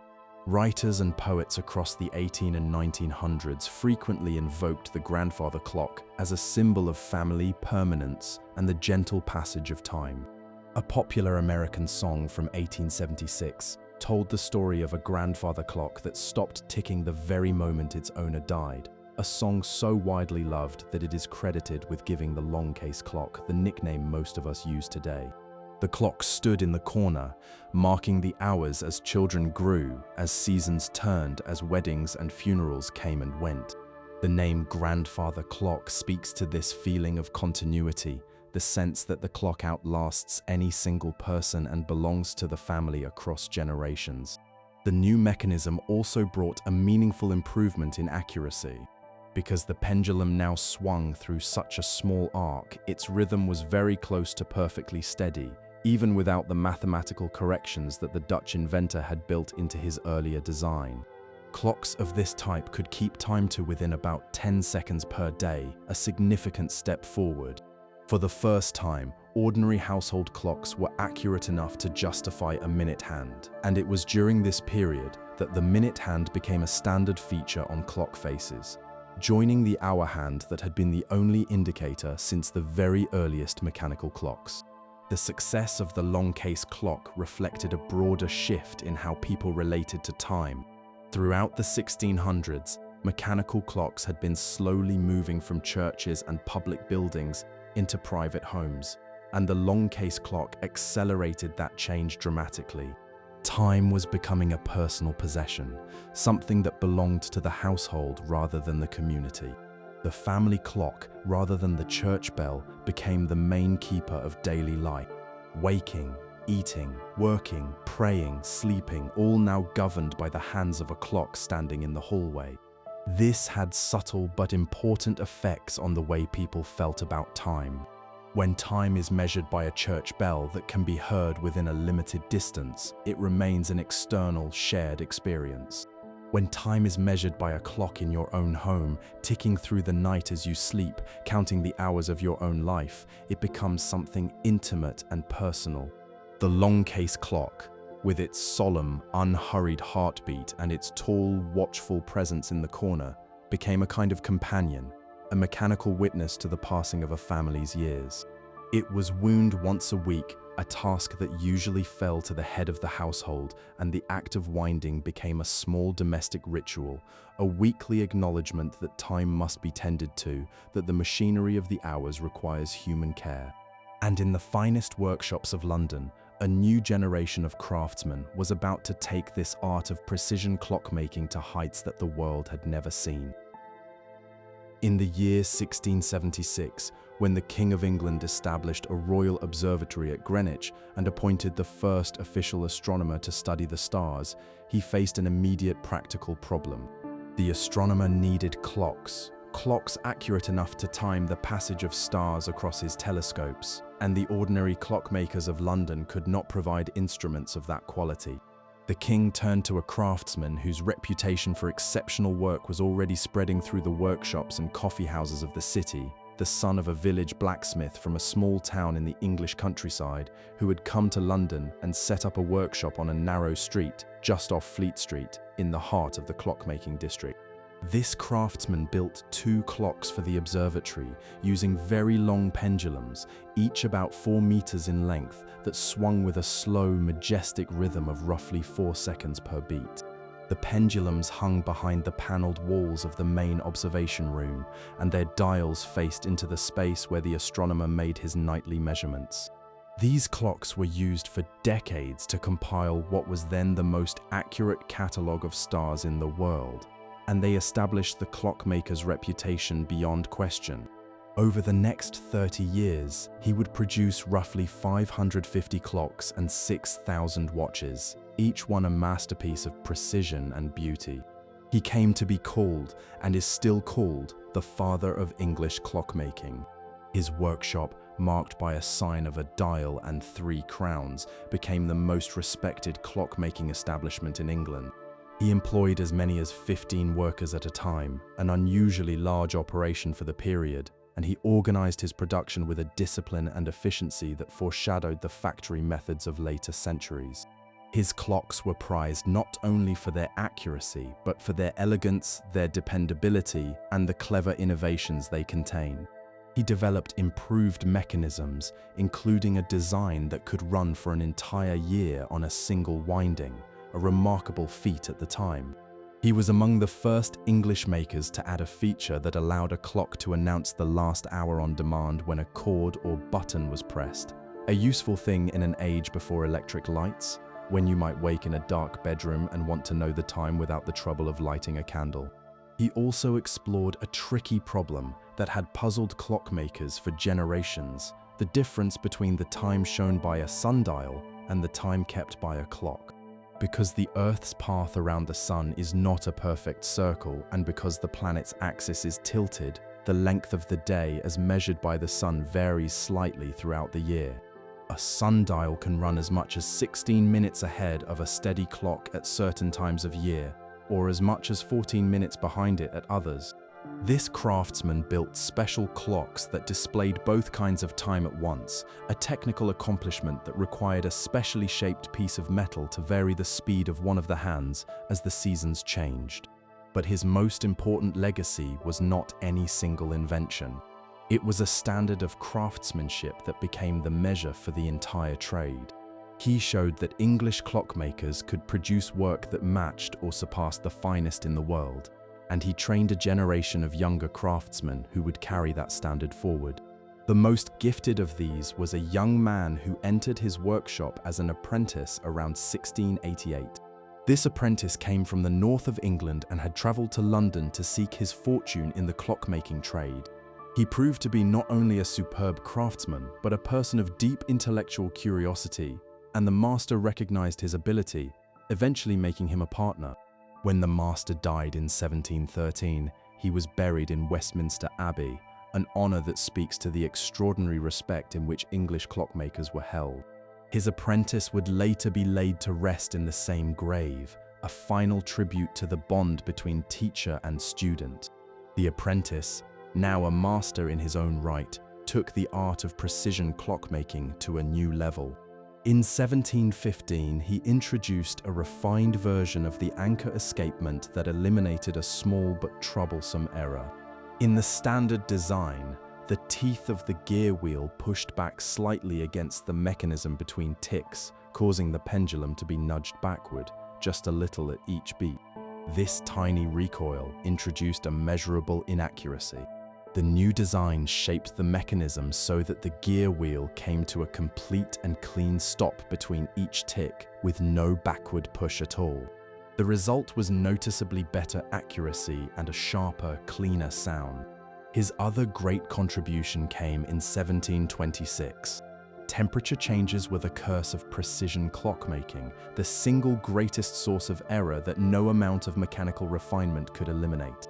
When a metal pendulum rod warmed in summer, it expanded and grew longer, which slowed the clock.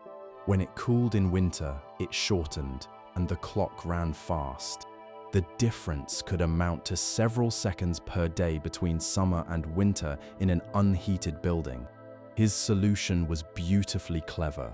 He replaced the solid weight at the bottom of the pendulum with a glass jar filled with liquid mercury. When the temperature rose and the metal rod grew longer, the mercury in the jar expanded upward, raising the effective center of weight and balancing out the rod's expansion. When the temperature fell, the reverse happened. The overall effect was a pendulum whose behavior stayed nearly the same, regardless of whether the room was warm or cold. Clocks fitted with these two innovations, the improved escapement and the temperature-compensating pendulum, achieved accuracy of about 1 second per day. This level of precision would not be substantially surpassed for more than 150 years. These instruments became known as regulators and served as the reference standard in every serious clockmaker's workshop, the one clock against which all others were set. Their distinctive dials, with separate circles for hours, minutes, and seconds rather than overlapping hands, became the mark of a precision instrument. The apprentice-turned-master also played a quiet but important role in one of the greatest stories in the history of technology. When a self-taught carpenter from the English countryside came to London carrying drawings for a revolutionary new kind of sea clock, he was directed to this very workshop. The master spent an entire day examining the stranger's ideas, offered him a personal loan to fund his work, and introduced him to the scientific community. Without that generosity, the story of the marine chronometer might never have begun. The tradition that these two great craftsmen established, master and apprentice, made London the world capital of precision timekeeping for most of the 1700s. English clocks and watches commanded the highest prices in every market from the Eastern Mediterranean to the Far East. And it was from this tradition that the next great chapter in the story of clocks would emerge, a chapter driven not by the quest for beauty or accuracy, but by the desperate life and death need to know where you were on the open ocean. On the night of October the 22nd, 1707, a fleet of British warships was sailing through the English Channel, returning home from the Mediterranean. The admiral in command believed his ships were safely west of a rocky island off the French coast, with clear water ahead all the way to port. He was wrong. Navigational errors, compounded by fog and inaccurate charts, had placed the fleet much further north than anyone on board realized. At about 8 in the evening, lookouts spotted white water breaking over rocks, but it was too late. The lead ship struck a cluster of jagged granite reefs off a small island group near the southwestern tip of England, and the destruction was catastrophic. 4 warships were lost. The admiral's own ship, a mighty vessel carrying 90 guns, sank within minutes, taking roughly 800 men down with her. There was no chance of escape. The admiral's body washed ashore the following day. In all, somewhere between 1,400 and 2,000 sailors died that night, making it one of the worst maritime disasters in British naval history. And the cause was heartbreakingly simple. No one on board could accurately determine how far east or west they were. This was the problem of longitude, and by 1707 it had been killing sailors for centuries. Explorers, trading fleets and naval squadrons from every seafaring nation in Europe had lost ships and men because they could not fix their position on the east-west line. Knowing how far north or south you were had been possible since ancient times by measuring the angle of the sun or the North Star above the horizon. But knowing how far east or west you were required something entirely different. It required knowing the time. The Earth turns through 360 degrees in 24 hours, which means each hour of time difference between 2 places corresponds to 15 degrees of longitude. If a navigator at sea could compare the local time, determined by watching the sun reach its highest point at noon, with the time at a known reference point back home, the difference would reveal the ship's longitude. 4 minutes of time difference meant 1 degree of longitude, or roughly 45 miles at the latitude of England. The principle was simple and had been understood for generations. The problem was that no clock existed that could keep accurate time aboard a rolling, pitching, salt-sprayed ship sailing through heat and cold for weeks on end. The pendulum clocks that had recently transformed timekeeping on land were useless at sea. The rocking of the ship disturbed the pendulum's swing, and the temperature changes aboard a vessel sailing from cold northern waters into tropical heat threw off every metal component. The best pocket watches of the era lost minutes every day, and over a long voyage those errors added up to hundreds of miles of uncertainty. It was this gap between what navigators knew in theory and what their instruments could do in practice that filled the sea with shipwrecks. The scientific world of the early 1700s overwhelmingly believed the answer lay in astronomy, not clockmaking. A method existed in principle for determining longitude by measuring the angle between the moon and certain reference stars, comparing those measurements to tables of predicted positions. The method required precise star charts, detailed predictions of the moon's complicated movements, and skilled observers with good instruments. It was mathematically demanding, requiring hours of calculation for each observation, but it had the advantage of relying on the heavens, which were the same for every ship on every ocean. Most astronomers, mathematicians, and natural philosophers believed this was the only practical approach. Even the great scientist who formulated the laws of gravity did not entirely dismiss the idea of a mechanical solution, but he made clear his belief that the astronomical approach was more promising. The disaster of 1707 intensified public pressure for a solution. In 1714, the British Parliament passed a law that created an official board to oversee the problem and offered graduated prizes for anyone who could provide a practical method. The smallest prize was £10,000 for a method accurate to within 1 degree.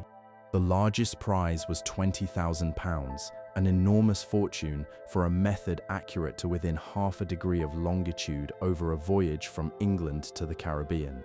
That accuracy required a clock that would lose no more than about 2 minutes over several weeks at sea, a standard that seemed almost impossibly high. The board was made up of astronomers, naval officers, and government officials, most of whom expected the prize to go to an astronomical method. The chief astronomer sat on the board by right, giving the stargazing establishment a permanent voice in the conversation. The idea that a mechanical clock could hold its accuracy to within 2 minutes over weeks of rough sailing through storms and sweltering heat and freezing cold struck most experts as little more than a dream. But the prize was open to everyone, and its extraordinary size attracted proposals from every imaginable quarter. Some submitted serious astronomical methods. Others proposed ideas that ranged from hopeful to absurd, including schemes involving signal fires on anchored ships and mysterious magnetic needles. The board reviewed each submission, set aside the impractical ones, and waited for a real answer. That answer would come from the most unlikely of places, from a self-taught carpenter in a small village in the English countryside, a man with no formal education in mathematics, astronomy, or clockmaking.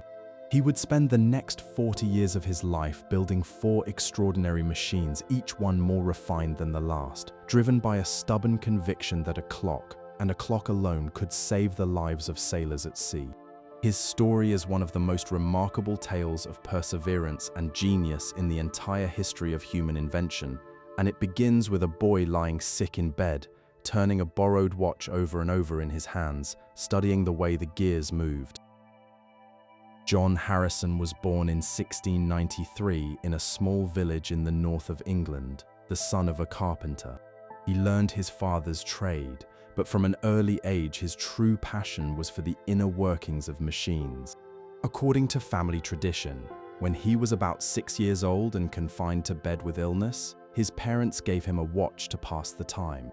The boy spent hours opening and closing the case, studying the way the tiny gears meshed and the balance wheel swung, turning the watch over and over in his feverish hands with the kind of concentration that would define his entire life. By his early 20s, he was building clocks, remarkable clocks made almost entirely of wood, using the carpentry skills his father had taught him and a type of tropical timber so naturally oily that the gears ran smoothly without any added lubrication. One of those wooden clocks, completed around 1715, still keeps time today, more than 300 years after it was made. Living far from London, far from the scientific societies and the great clockmaking workshops, Harrison taught himself physics by borrowing a set of university lectures and painstakingly copying the entire manuscript by hand because he could not afford to buy a copy. He worked out the principles of how temperature affects a clock entirely on his own, and by the early 1720s he had built a precision pendulum clock that used a grid of 2 different metals, brass and steel, arranged so that their different rates of expansion in warm and cold weather cancelled each other out, keeping the pendulum at a constant length. This was one of the most important innovations in the history of precise timekeeping. In 1730, Harrison travelled to London to seek support for his plan to build a clock that could keep time at sea. He carried drawings of his proposed machine and hoped to meet the chief astronomer. Instead, he was directed to the great clockmaker George Graham, who was so impressed by Harrison's ideas and by the quiet, intense determination of the man himself that he offered Harrison money out of his own pocket to begin the work. It was an act of generosity that launched one of the most extraordinary careers in the history of technology. Harrison's first sea clock, completed in 1735 after 5 years of careful work, was a large and complex machine weighing about 75 pounds. It used a pair of linked balances that swung in opposite directions, cancelling out the effects of the ship's rocking. It was tested on a voyage to Portugal, and on the return trip, Harrison's calculations based on the clock correctly predicted where the ship would make landfall, while the official navigation had been wrong by roughly 60 miles. The official board was impressed enough to grant him money to continue. His second sea clock was an improvement, but still too large for practical use. During the years spent refining it, Harrison made a crucial discovery. The particular type of balance he was using was affected by a certain kind of ship's motion that he could not correct for.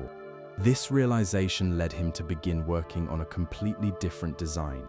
His third clock consumed 17 years of his life, from 1740 to 1757, the longest he would spend on any single timepiece. Despite endless effort, it never performed to his satisfaction. But during those long years of frustration, Harrison made two inventions that would have lasting importance far beyond the world of clocks. The first was a strip made of two different metals bonded together, which bends predictably as the temperature changes. This simple device is still used today in billions of thermostats, circuit breakers, and temperature sensors around the world. The second was a precision-bearing design that reduced friction in rotating parts, a component that remains in universal use in machines of every kind. And then came the breakthrough. While struggling with his third clock, Harrison had a revelation. Perhaps the answer was not a large, complex sea clock at all, but a small, highly refined watch. He became convinced that the precision techniques used in fine watchmaking, including fast-spinning balance wheels and carefully tuned springs, could be adapted for a marine timekeeper at a fraction of the size and weight. He began work on his fourth creation, which would become his masterpiece. Completed in 1759 after 4 years of intense effort, it was not a bulky machine, but a large pocket watch, about 5 inches across, with a mechanism of breathtaking intricacy packed into a case weighing only 3 pounds. Its balance wheel oscillated 5 times per second, much faster than any previous watch, giving it greater resistance to the disturbances of a rolling ship. It was, by every measure, the most sophisticated timekeeping mechanism that had ever been built. In 1761, this watch was sent on a trial voyage to Jamaica accompanied by Harrison's son William. The journey took 81 days, and when the watch was checked against the known position of the port, it had lost only about 5 seconds over the entire voyage. On the return journey, its total error was less than 2 minutes over more than 5 months. It met the requirements for the highest prize many times over, but the board did not award the prize. Many of its members, particularly the chief astronomer, favored the astronomical method and were reluctant to credit a mechanical solution. The astronomer had spent years developing tables that allowed navigators to find their position using the moon, and he saw Harrison's clock as a threat to his own life's work. The board demanded further trials and imposed additional conditions that Harrison felt were unfair. A second trial to Barbados in 1764 confirmed the watch's extraordinary accuracy, with a total error of only about 39 seconds over 47 days. Still, the board hesitated. The struggle dragged on for more than a decade. Harrison, by now elderly and increasingly bitter, petitioned the king directly. The king, sympathetic to the old clockmaker's cause, tested a copy of the watch at his private observatory for 10 weeks and confirmed its performance. In 1773, the king pressured Parliament to act, reportedly saying that Harrison had been cruelly treated. Parliament awarded Harrison a substantial payment, but it came through a special act rather than as the formal prize, and Harrison never received the official recognition he had spent a lifetime pursuing. He died on March the 24th, 1776, his 83rd birthday. Harrison's 4 timepieces can be seen today at the Royal Observatory in Greenwich. The first 3 sit in glass cases, their mechanisms visible, their gears still turning. The 4th, that small and beautiful watch that changed the world, rests in its own case nearby. All 4 are maintained in working order and are wound regularly by the museum's caretakers. They stand as monuments to one man's stubborn genius, and they remind us that the history of technology is not always a story of smooth progress, but sometimes a story of struggle, injustice, and recognition that arrives just a little too late. And while Harrison had been laboring over his sea clocks in England, far away across the world, an entirely different tradition of clockmaking had been flourishing, one shaped by a concept of time that no European clockmaker had ever needed to consider. In the year 1551, a European missionary arrived in Japan carrying, among other gifts intended to impress the local rulers, a mechanical clock. It was a spring-driven timepiece of the kind that had become common among the wealthy in Europe, and it fascinated the Japanese who saw it. But the fascination came with a problem. The clock divided the day into 24 equal hours, as European clocks did, but Japan used a fundamentally different way of thinking about time. In the Japanese system, the period of daylight was divided into 6 equal parts, and the period of darkness into 6 more, which meant that the length of an hour changed constantly with the seasons. A summer daylight hour in the old capital could be more than twice as long as a winter one.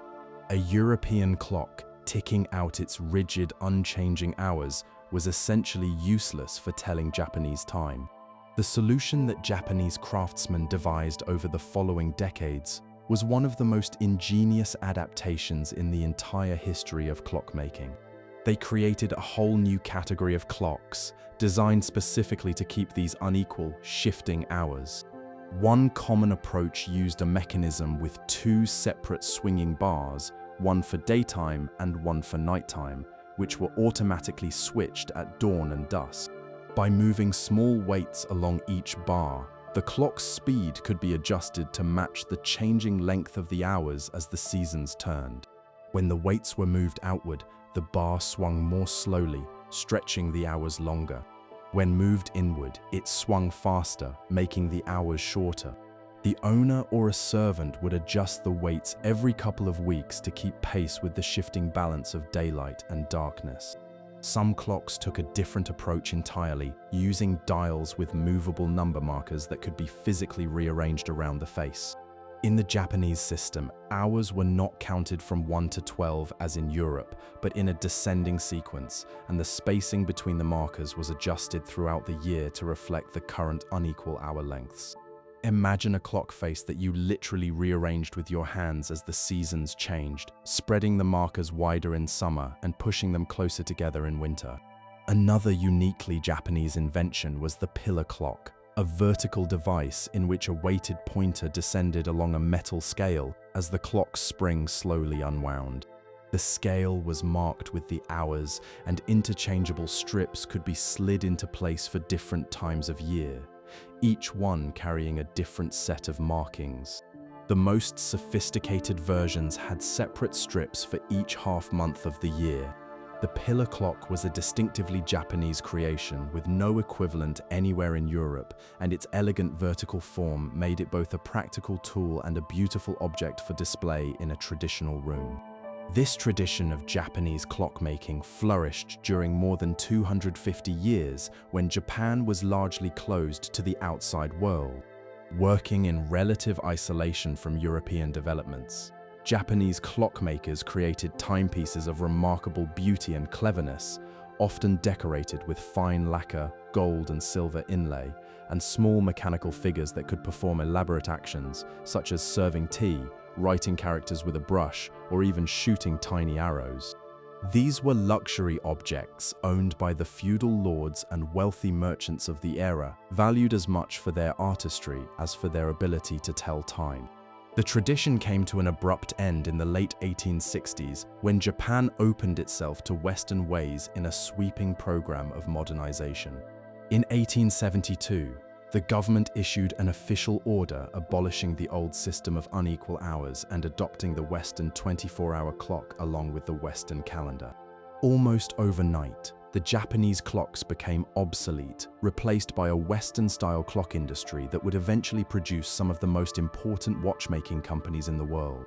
The surviving examples of these clocks are now treasured museum pieces, reminders of a uniquely Japanese approach to measuring time that the modern world has left behind. Meanwhile, in Korea, a different horological tradition had developed, deeply connected to royal ambition and a remarkable king's love of science. In 1434, during the reign of one of the most celebrated rulers in Korean history, a man of humble birth was given an extraordinary commission. This man had been born into the lowest class in the rigid social order of the time, but the king recognized his exceptional talent for building things and elevated him to a position at court, overriding the objections of nobles who considered it improper for someone of such low standing to hold a government office. His most famous creation was a self-striking water clock, completed that same year. It was a complex mechanism that combined a traditional water clock with an entirely automatic system for announcing the time. Water flowed through a series of vessels at a controlled rate, gradually filling a large receiving container. As the water level rose, it lifted a series of floats that triggered an intricate chain of mechanical events.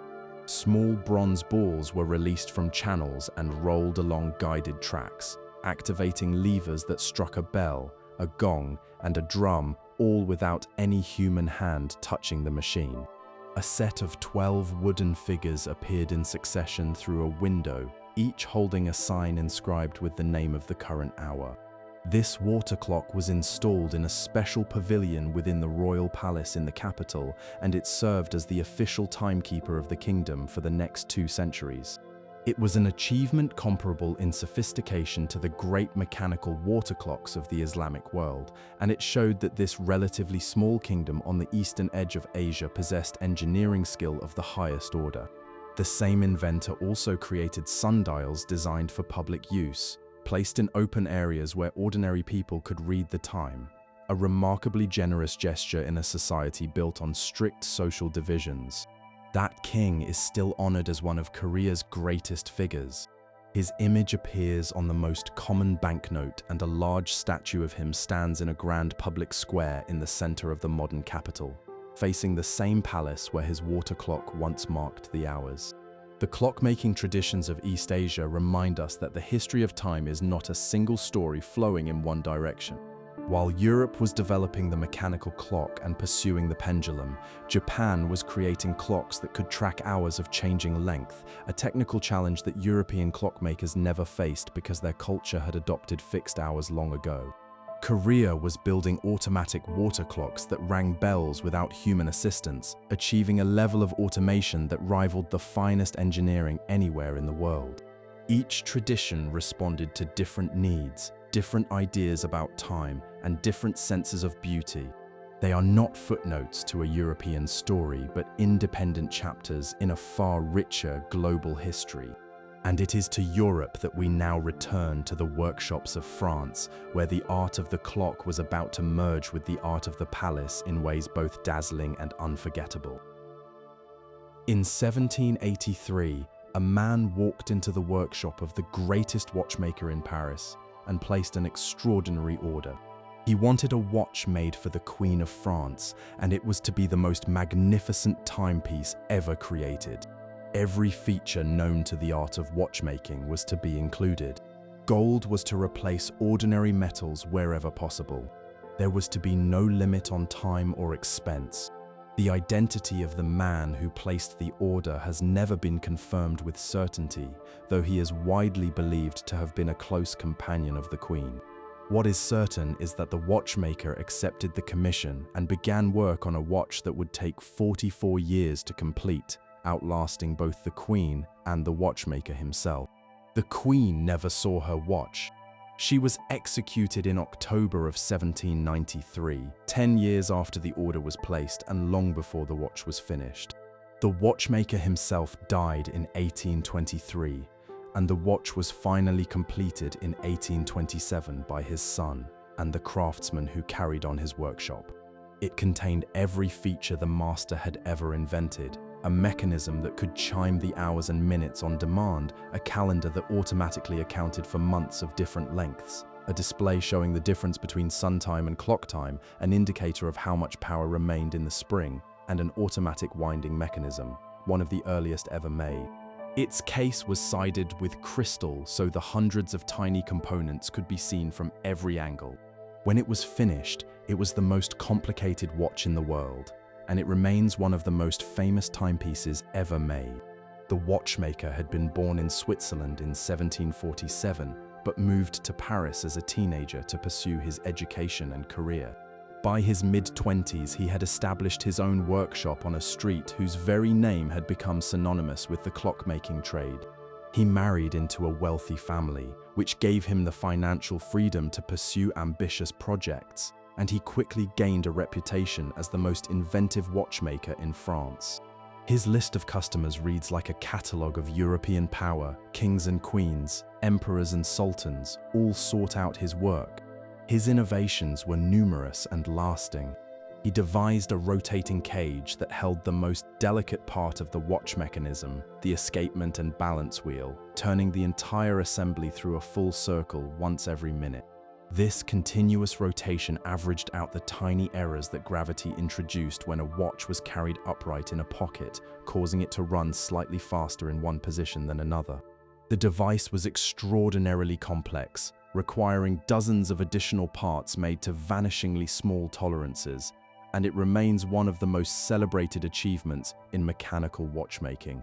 He also reshaped the spring at the heart of the watch, raising the outer coil above the main spiral and curving it inward, a seemingly small change that made the spring expand and contract more evenly, and therefore made the watch keep time more accurately.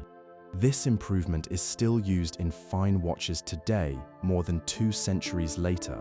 He developed early versions of automatic winding, using a small swinging weight to wind the spring as the wearer moved, and he created shock-absorbing systems to protect the delicate inner workings when the watch was bumped or dropped. But his genius was not purely mechanical. He was also a designer of exceptional taste, and his watches established a visual language that persists to this day. The distinctive hands he designed, with their elegant open-tipped shape and the refined numerals he created, are still used by the watchmaking house that bears his name and have been copied across the industry. He understood that a great watch must be beautiful as well as precise, and he treated those two qualities as inseparable. This master watchmaker was the culmination of a French tradition that had been building for more than a century. France had come to clockmaking somewhat later than Germany and England, but by the time of the Sun King, French horology had developed a character all its own, one that combined technical skill with artistic splendor to a degree unmatched anywhere else. Where English clocks were admired for their precision and their clean, understated dials, French clocks were celebrated for their sheer beauty. The great French clock cases of the 1700s and 1800s were works of art in their own right, featuring gilded bronze sculpted by the finest metalworkers in Europe, panels of contrasting materials laid in intricate patterns, and painted porcelain from the royal workshops. The clock was treated not as an instrument that happened to sit on a mantelpiece, but as a centerpiece that happened to tell time. French clockmaking was deeply shaped by royal patronage. The courts were hungry consumers of luxury timepieces, and the demand of the aristocracy for ever more elaborate clocks pushed craftsmen to extraordinary heights. One king alone owned hundreds of clocks, and his palaces contained some of the most spectacular timekeeping instruments ever produced. Clock cases were designed by the same architects and sculptors who created the interiors of the royal residences, and the result was objects of staggering beauty. The revolution that swept through France in the last decade of the 1700s disrupted this tradition but did not destroy it. For a brief time, the revolutionary government even tried to change the way the country told time, introducing a system in which the day was divided into 10 hours of 100 minutes each, with each minute containing 100 seconds. New clocks were manufactured to show this decimal time, sometimes alongside the traditional 12-hour display for convenience. The system was part of a broader program of rationalization that also produced the metric system, which survives to this day, and a new calendar with poetic seasonal names which does not. Decimal time proved deeply unpopular, not because people objected to the logic of it, but because it simply did not fit the rhythms that centuries of 12-hour timekeeping had woven into daily life. The system was quietly abandoned in 1805. It was a reminder that you can redesign a measurement system, but you cannot easily make people feel time differently. French watchmaking survived the revolution and continued to flourish. The tradition of uniting technical brilliance with artistic beauty, of treating every clock and watch as both an instrument and an object of desire, remained its defining quality.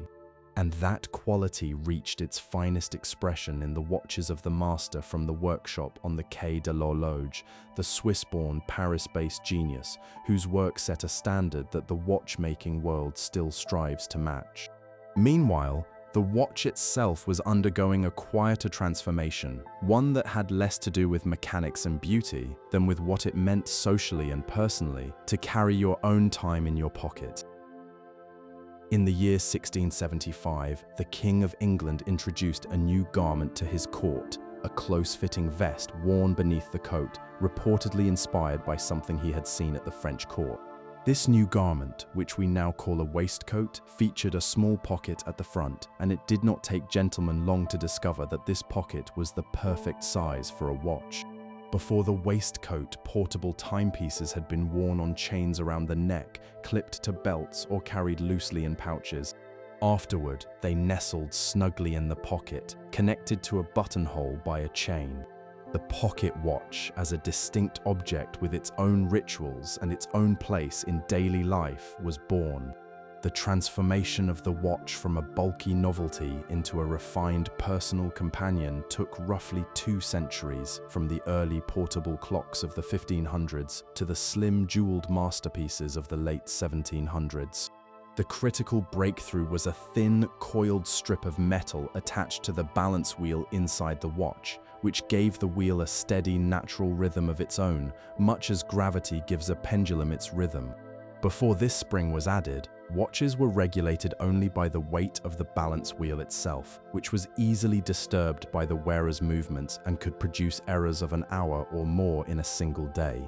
With the spring, the watch became dramatically more accurate, typically keeping time to within a few minutes per day, steady enough at last to justify adding a minute hand alongside the hour hand.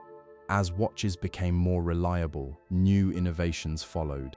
A clever mechanism was developed in which a small jeweled fork sat between the main gear and the balance wheel, letting the balance swing freely for most of its cycle and only briefly touching it at the moment of impulse. This reduced friction and improved accuracy considerably. The mechanism proved so robust and reliable that it became the standard for nearly all mechanical watches, a position it still holds today. Another important advance was the use of tiny gemstones, originally rubies and sapphires, as bearings for the watch's moving parts. The extremely hard, smooth surfaces of these jewels reduced wear and allowed the tiny shafts to spin freely for years without damage. By the 1800s, the number of jewels in a watch movement had become a marker of quality, with more jewels generally meaning a finer instrument. By the late 1700s and early 1800s, the pocket watch had become an essential accessory for any man of standing.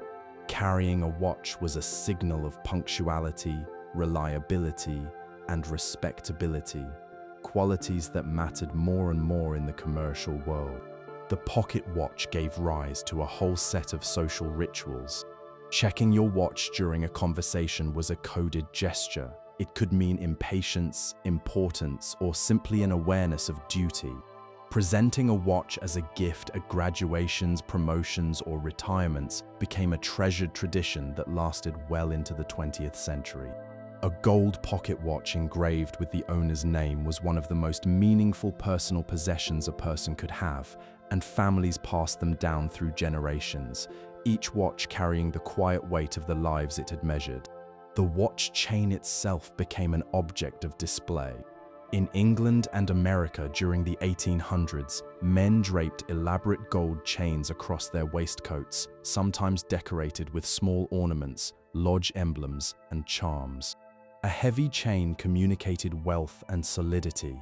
A slimmer chain suggested taste and refinement. The style of a man's watch and chain conveyed his social position as clearly as his clothing or his address. The pocket watch also played a practical role in the professions. Doctors used watches to time the pulse, a practice that became standard after a physician published a guide describing a watch with a seconds hand designed specifically for the purpose. He recommended timing the pulse for exactly 1 minute, turning a subjective assessment into something that could be counted and compared. Navigators used large, precise pocket watches mounted in special cases to determine a ship's position. Railroad workers carried precision pocket watches and were required to check them against the station clock at every stop, a practice that became strictly enforced after train collisions were traced to inaccurate timepieces. In factories, overseers used their watches to time tasks and enforce schedules, becoming the human instruments of a new kind of discipline. Can you picture a Victorian gentleman for a moment, reaching into his waistcoat pocket, drawing out a gold watch on its chain, clicking open the case, and tilting the face toward the light? It is such a small gesture, and yet it carries the weight of centuries. The watch in his hand is the heir of every sundial and water clock and candle clock that came before it, but it has become something none of those earlier devices ever were. It has become personal. It belongs to him, and it measures his time, not the community's time, not the church's time, but his own. The pocket watch era lasted for roughly 3 centuries, from the early 1500s to the early 1900s, when the wristwatch, born in the mud of the First World War, would gradually take its place. During those 3 centuries, the pocket watch evolved from a crude and unreliable curiosity into one of the most refined machines ever crafted by human hands. It became the first mass-produced precision instrument, the first personal technology, and the first object to make the exact time available to ordinary people rather than only to astronomers and church towers. The pocket watch did more than tell time. It changed what time meant. Before the pocket watch, time was a shared, communal experience defined by bells and towers. After the pocket watch, time was something each person carried with them and managed for themselves. It made possible the idea of being on time, of punctuality as a personal virtue. It made possible the appointment, the schedule, the timetable, and ultimately the entire machinery of modern life. That small device ticking away in a pocket was, in its quiet way, one of the most transformative objects in human history. And the transformation it began was about to accelerate as the factory whistle and the industrial clock took the discipline of measured time and applied it to millions of working lives. In the cotton mills of Manchester in the 1790s, a new sound governed daily life. It was not the church bell, which had called people to prayer for centuries. It was not the rooster, which had woken farmers since the beginning of agriculture. It was the factory whistle, a shrill, piercing blast that announced the beginning and end of the working day with mechanical precision. At 5:30 in the morning, the whistle blew, and hundreds of workers streamed through the factory gates. At 7:30 in the evening, it blew again, and they staggered out. 14 hours of labor, 6 days a week, all regulated by a clock mounted high on the factory wall, where every worker could see it and no worker could reach it. In some mills, the clock was enclosed in a locked case behind glass, its key held only by the overseer, a physical symbol of who controlled the hours and who did not. A historian writing in the 1960s described this transformation as one of the most profound changes in all of human experience. Before the factories, he argued, most people lived their working lives according to the rhythm of the task at hand. A farmer worked until the cows were milked, the field was plowed, or the harvest was gathered. A craftsman worked until the shoe was finished, the barrel was built, or the cloth was woven. The job set the pace, not the clock. Work expanded and shrank with the demands of the season, the weather, and the nature of the work itself. There was no sharp line between labor and rest. A blacksmith might pause to chat with a neighbor. A weaver might stop for a pipe of tobacco. Neither would have thought of the pause as time stolen from anyone. The factory turned this relationship on its head. In a factory, the clock set the pace and the work followed. Workers were expected to arrive at a precise hour, labor continuously for a set number of hours, and leave at a precise hour. Their contribution was measured not by what they made, but by how long they were present. The clock on the wall was the instrument of this new discipline, and the factory owner's control of the clock was an exercise of power. There were, in fact, documented cases of factory owners tampering with their clocks to squeeze out extra work. A worker testifying before a government committee in the 1830s described how the factory clock would lose 10 minutes in the morning, so that everyone arrived early and then gained 10 minutes in the evening, so the day ended late, giving the owner 20 minutes of unpaid labor from every worker, every day. Some factories had no windows, so workers could not check the sun's position to see if the clock was honest. The most objective of instruments had become a tool of quiet exploitation. The spread of watches and clocks through the general population happened at precisely the moment when the new industrial economy demanded it. Records from the 1700s show that watches were rare among ordinary people at the beginning of the century, but by the end they had become common, listed alongside clothing and basic furniture in inventories of personal possessions. This was not a coincidence. The factory system needed workers who had absorbed the discipline of the clock, who woke, worked, ate, and slept according to mechanical time rather than the natural rhythms of the sun. The pocket watch was not just a convenience. It was a device for self-regulation, a tool that allowed workers to train themselves to the demands of the factory. But workers did not accept this new relationship with time without resistance. The early decades of the factory age were marked by constant struggles over the clock.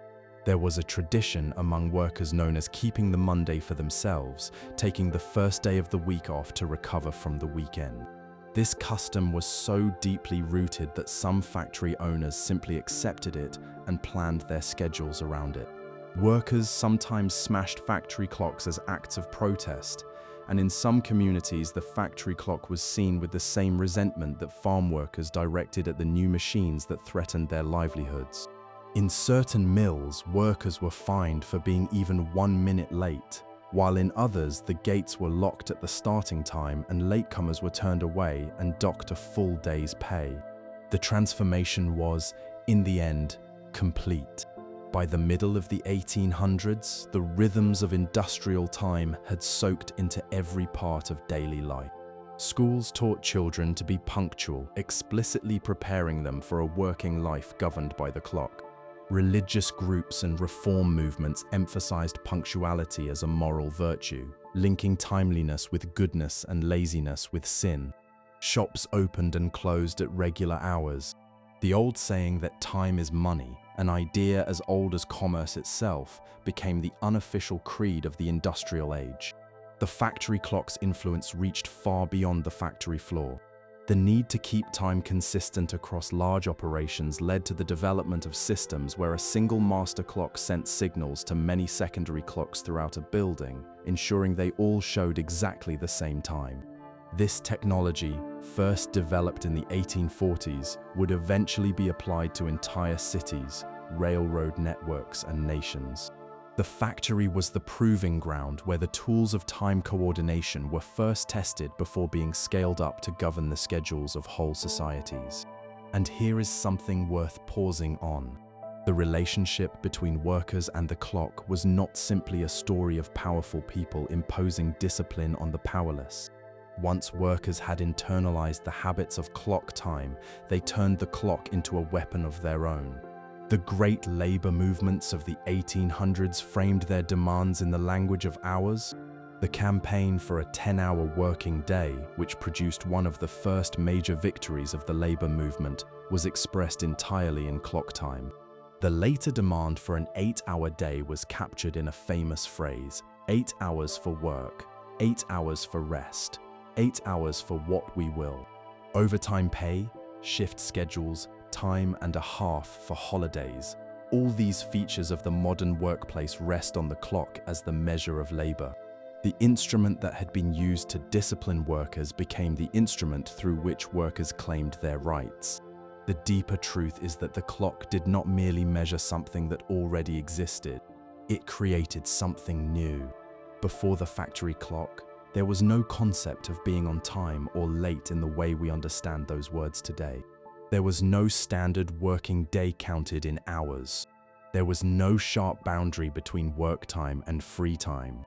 The clock made all of these ideas possible, and in doing so, it transformed not only the economy, but the entire texture of daily experience. The age of industry was, among many other things, a revolution in the way human beings felt about time, and the clock was both its instrument and its symbol. And as the factories multiplied and the demand for clocks grew, a quiet revolution in how clocks were made was taking shape across the Atlantic, in the workshops and water-powered mills of New England. In 1806, a 34-year-old clockmaker in the American state of Connecticut purchased an old grain mill and set about doing something no one in the history of clockmaking had ever attempted. He proposed to manufacture 4,000 clock movements in 3 years, using water-powered machinery and parts that were completely interchangeable from one clock to the next. His neighbors thought he had lost his mind. At that time, a skilled clockmaker working alone might produce 10 or 15 clocks in a year, each one painstakingly assembled by hand, with every gear and plate individually fitted. 4,000 was an almost unimaginable number, equal to the lifetime output of more than 200 traditional craftsmen, compressed into just 3 years. He hired 2 young workers to help him.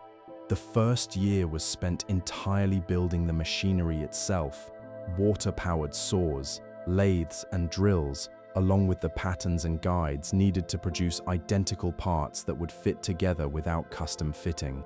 In the second and third years, the machines went to work, and by the end of the contract, all 4,000 movements had been delivered. They were sold to merchants who distributed them across the northeastern United States through a network of traveling peddlers who carried them from town to town. These early clocks used movements made of wood, with gears cut from hardwoods like cherry and mountain laurel and plates made of oak. Wood was cheap and plentiful in Connecticut, and the water-powered saws could cut it quickly and precisely. The movements were sold without cases, and the buyer was expected to provide a housing or simply mount the mechanism on a shelf with its weights hanging down the wall. This modular approach kept costs low and allowed the clocks to reach homes that could never have afforded a traditional handmade timepiece. The clockmaker's breakthrough was not a matter of better clockwork. His movements were no more accurate than those made by anyone else. What was revolutionary was the way he made them. By using specialized machines, standardized designs, and the principle of interchangeable parts, he transformed clockmaking from a craft practiced by individual artisans into an industry powered by water and organized like a factory. His converted mill in Connecticut may have been, by some measures, the first place in the world to mass-produce complex machines with parts that could be swapped freely from one device to another. The system that came to be called the American way of making things, later applied to guns, sewing machines, and eventually automobiles, may have had its true origins not in a weapons factory, but in a quiet New England mill where a clockmaker taught machines to make clocks. A few years later, around 1816, the same clockmaker designed a compact and elegant shelf clock that became his most lasting contribution. It was about 20 inches tall, with a scrolled top, slender columns beside the dial, and a painted glass panel below the face showing a country scene. It was designed to sit on a mantelpiece, making it suitable even for small homes. Before this clock, most American timepieces were tall standing clocks. The American version of the English grandfather clock, which were expensive, heavy, and took up a good deal of floor space. The shelf clock was small, attractive, and affordable at roughly $15, and it brought reliable timekeeping into homes that had never had it before. The success of this design created an entire industry in western Connecticut, a region that became known as the clockmaking belt. By 1830, more than 100 firms were manufacturing clocks in the area, most of them using wooden movements and designs inspired by the original.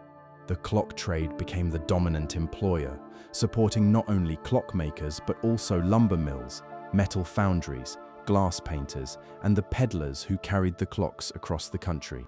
The next transformative figure was a younger man who had apprenticed under the first clockmaker and gone on to establish his own business. In 1838, he made a decision that would reshape the entire industry. He switched from wooden movements to stamped brass. Brass movements were more durable, more accurate, and far less troubled by humidity and temperature than wooden ones, which had a persistent habit of swelling in damp weather and rattling in dry. Thanks to a new stamping technology, the brass movements were also surprisingly affordable. By the 1840s, his factory was turning out 200,000 clocks per year, selling at prices as low as $1 each. These clocks were so cheap that they could be shipped across the Atlantic and sold profitably in England, the traditional heart of world clockmaking. When the first shipment arrived, British customs officials refused to believe that working clocks could be so inexpensive. They suspected fraud and seized the entire shipment, paying the declared value under a customs rule that allowed such seizures. The American manufacturer simply shipped another load, which was also seized and paid for. He kept shipping clocks until the British authorities finally accepted that the prices were real, at which point American clocks flooded the English market and caused considerable worry among English clockmakers who could not compete on price. This little episode captures something important about American manufacturing in the 1800s. The country had expensive labor and cheap natural resources, the opposite of Europe. American manufacturers responded by investing heavily in machines that could replace skilled handwork, producing goods that were perhaps less polished than their European equivalents, but vastly cheaper and made in far greater quantities. An American factory clock could not match a London-made clock in craftsmanship, but it cost a fraction of the price. And for the millions of families who simply wanted to know what time it was, that was more than enough. The impact was deeply democratic. Before this revolution in manufacturing, a clock was a significant household purchase, comparable to several weeks of wages. Afterward, a clock was something almost anyone could afford, as common and expected in a home as a cooking pot or a broom. By the middle of the 1800s, the United States had become the largest producer of clocks in the world. Time, once a luxury available only to the wealthy, had become a basic household utility. And as millions of these affordable clocks ticked away in homes across America, another kind of clock was quietly establishing its dominance in a very different landscape, in the mountain valleys of a small European country where watchmaking was not just an industry, but a way of life.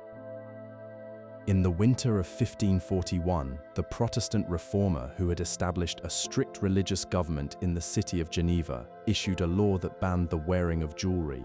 For the city's goldsmiths and jewelers, this was a disaster.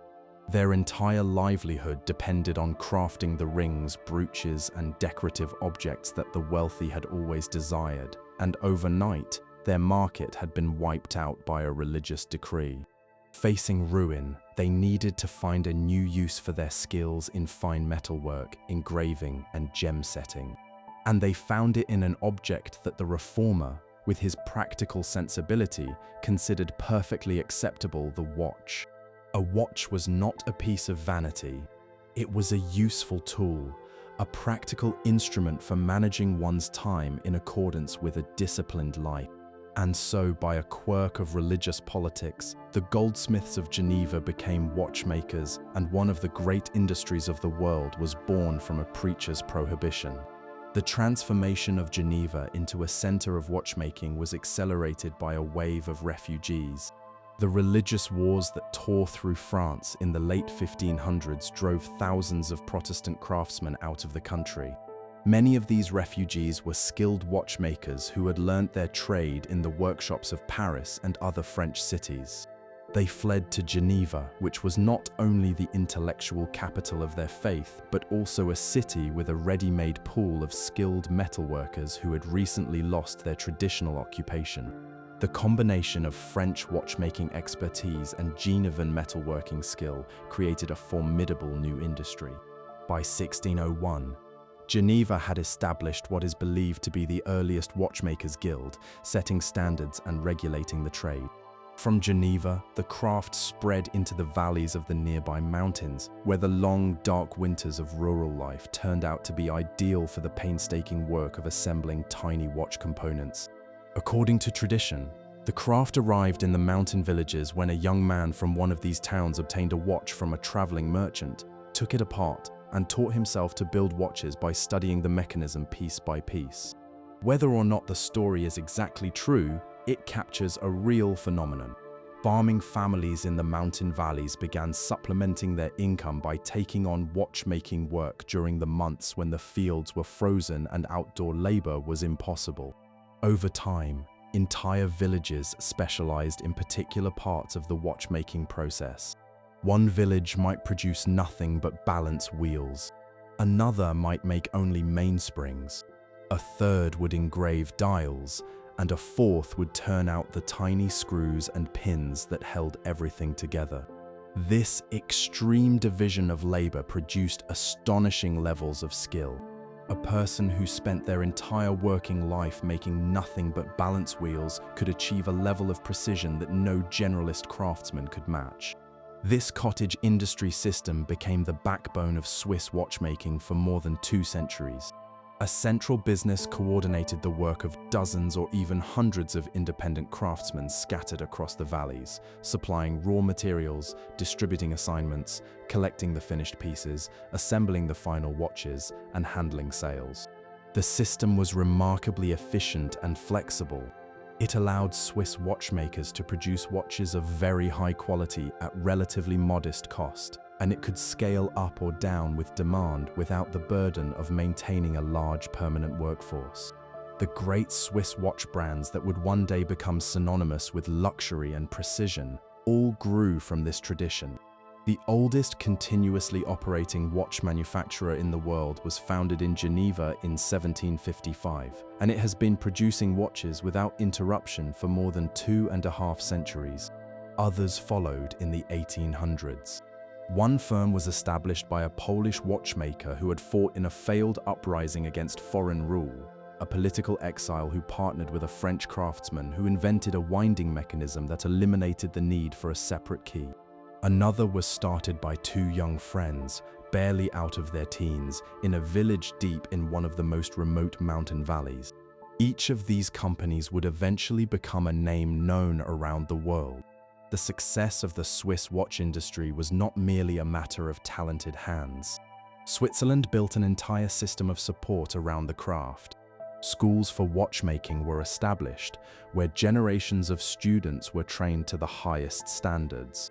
Testing institutions set rigorous standards for accuracy, requiring movements to pass days of examination in different positions and temperatures before earning the title of certified precision timepiece. The government protected the industry through trade policies and quality rules, including strict regulations about what could carry the label that would become the most trusted mark in the watch world.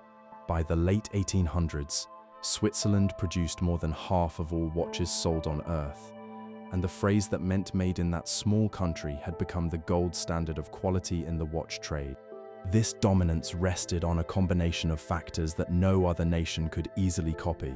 A deep tradition of skill passed down through centuries, a production system that married extreme specialization with flexibility, a culture of precision reinforced by national pride, and a commitment to watchmaking so deep that it became a defining part of the national identity. The Swiss watch industry would face a terrifying threat in the 20th century, when cheap, accurate electronic watches from Japan nearly destroyed the mechanical watch entirely. But the industry's fundamental strength, its blend of craft, innovation, and prestige would prove resilient enough to survive. The mountain valleys where farming families once assembled tiny gears by candlelight during the long winter nights still produce some of the finest timepieces in the world, continuing a tradition that began with a ban on jewelry nearly 5 centuries ago. And as the Swiss were perfecting their craft in the mountains, a different problem was emerging on the plains and prairies and rail lines below, the problem of what time it actually was, and why no two towns could seem to agree. In 1876, a Canadian railway engineer arrived at a train station in a small town in Ireland and discovered that his printed timetable listed a departure time of 5:35, but the train had already left that morning. The timetable used a 12-hour format without specifying morning or afternoon, and the engineer, arriving in the afternoon, had assumed the evening departure. He missed his train. It was a small inconvenience for one traveler, but it crystallized in his mind an idea that had been forming for years. The world needed a single, unambiguous system of telling time, one that would sweep away the confusion of local times and the hazards of the 12-hour clock. Before the railroad, time was an entirely local matter. Every city, town, and village set its clocks to the position of the sun in its own particular sky. When the sun stood at its highest point, it was noon, and all the clocks in town were set to match. This meant that noon in one city was several minutes different from noon in the next, which was different again from noon in the city after that. Across the United States alone, there were more than 140 local times, each tied to the sun's position at a particular place. In Britain, the gap was smaller but still noticeable. The clocks in one western city ran about 10 minutes behind London's, and a port town even further west ran 16 minutes behind. For most of history, this was perfectly sensible. Before the telegraph and the railroad, no one needed to match their time with anyone more than a short ride away. A farmer in one town had no reason to know or care what time it was in another town. Travel was slow enough that the gradual shift of the sun as you moved east or west was unnoticeable. But the railroad changed everything. Trains were the first human invention fast enough for local time differences to matter. A train moving at 40 miles an hour covered enough ground in a single hour to pass through a noticeable change in solar time. A passenger traveling from the coast of Maine to western New York might pass through a dozen different local times along the way. Railroad companies each adopted their own time standard, usually based on the local time of their headquarters city. But since different companies used different standards, the schedule boards at busy stations where multiple lines converged were a bewildering tangle of conflicting clocks. One famous example was a station in Pennsylvania that displayed 6 different times at once, the local solar time and the headquarters time of each of the 5 railroad companies whose trains stopped there. The confusion was not just annoying, it was dangerous. Trains running on single-track lines depended on precise scheduling to avoid head-on collisions. If the dispatchers at opposite ends of a single stretch of track were working from slightly different time standards, a misunderstanding of even a few minutes could put 2 trains on the same rails at the same moment. A disastrous collision in Ohio in 1891, in which 9 people died, was traced to an engineer's watch running just 4 minutes slow. Numerous other accidents and near misses were blamed on time discrepancies, and railroad safety became a powerful argument for doing something about the chaos. The solution came not from the government, but from the railroads themselves. A secretary of a body that coordinated scheduling among more than 50 different rail companies drew together ideas from the Canadian engineer, from an American professor who had proposed time zones as early as 1869, and from other experts, and proposed a system of 4 standard time zones for the continental United States. Each zone was centered on a particular line of longitude, and within each zone all clocks would be set to the same time, regardless of what the sun was doing at any given spot. On November the 18th, 1883, the railroads put the new system into effect. It became known as the Day of 2 Noons because in cities located to the west of their zone's center, clocks were set forward and the city experienced noon twice. In cities to the east, clocks were set back and there was a strange period with no noon at all. Some cities welcomed the change. Others resisted fiercely. One newspaper complained that people would have to eat, sleep, and go to church by railroad time, and that the sun was no longer to be consulted. Government offices in some places continued to use local solar time for years, acknowledging railroad time only for the scheduling of trains. The railroad time zones had no legal standing at all. They were adopted voluntarily by the railroad companies, and the government did not officially establish standard time zones for another 35 years. But the system spread by custom and convenience, gradually replacing local solar time in one town after another until resistance became impractical. The international side of the story was addressed at a conference held in Washington in October of 1884, where 25 nations sent delegates to establish a single starting point for measuring time and longitude. After considerable debate, the line passing through the Royal Observatory in England was chosen by a vote of 22 in favour, with one nation opposed and 2 abstaining. The choice was practical, since most of the world's shipping already used charts based on that line. Not every nation accepted the decision immediately. France, which had long maintained its own reference line through Paris, did not officially adopt the new standard until 1911, and even then, the official wording carefully avoided mentioning the English observatory by name. Some countries to this day maintain time systems that do not fit the standard pattern. One large nation in South Asia uses a single time zone offset by 5.5 hours from the international standard, chosen at independence as a symbol of national unity. Another enormous country, despite stretching across 5 natural time zones from east to west, uses a single official time based on its capital, which means that in its westernmost regions, the sun does not rise until nearly 10 in the morning by the official clock. The standardization of time was, in its own quiet way, as revolutionary as the inventions that made it necessary. For the first time in history, people in different cities and eventually different countries were living by the same clock. The hours on the wall in one city matched the hours on the wall in a city hundreds of miles away. This seems so natural today that we barely think about it, but in 1883 it was a radical departure from the way humanity had experienced time for all of recorded history. The railroad did not merely carry people and goods across the land.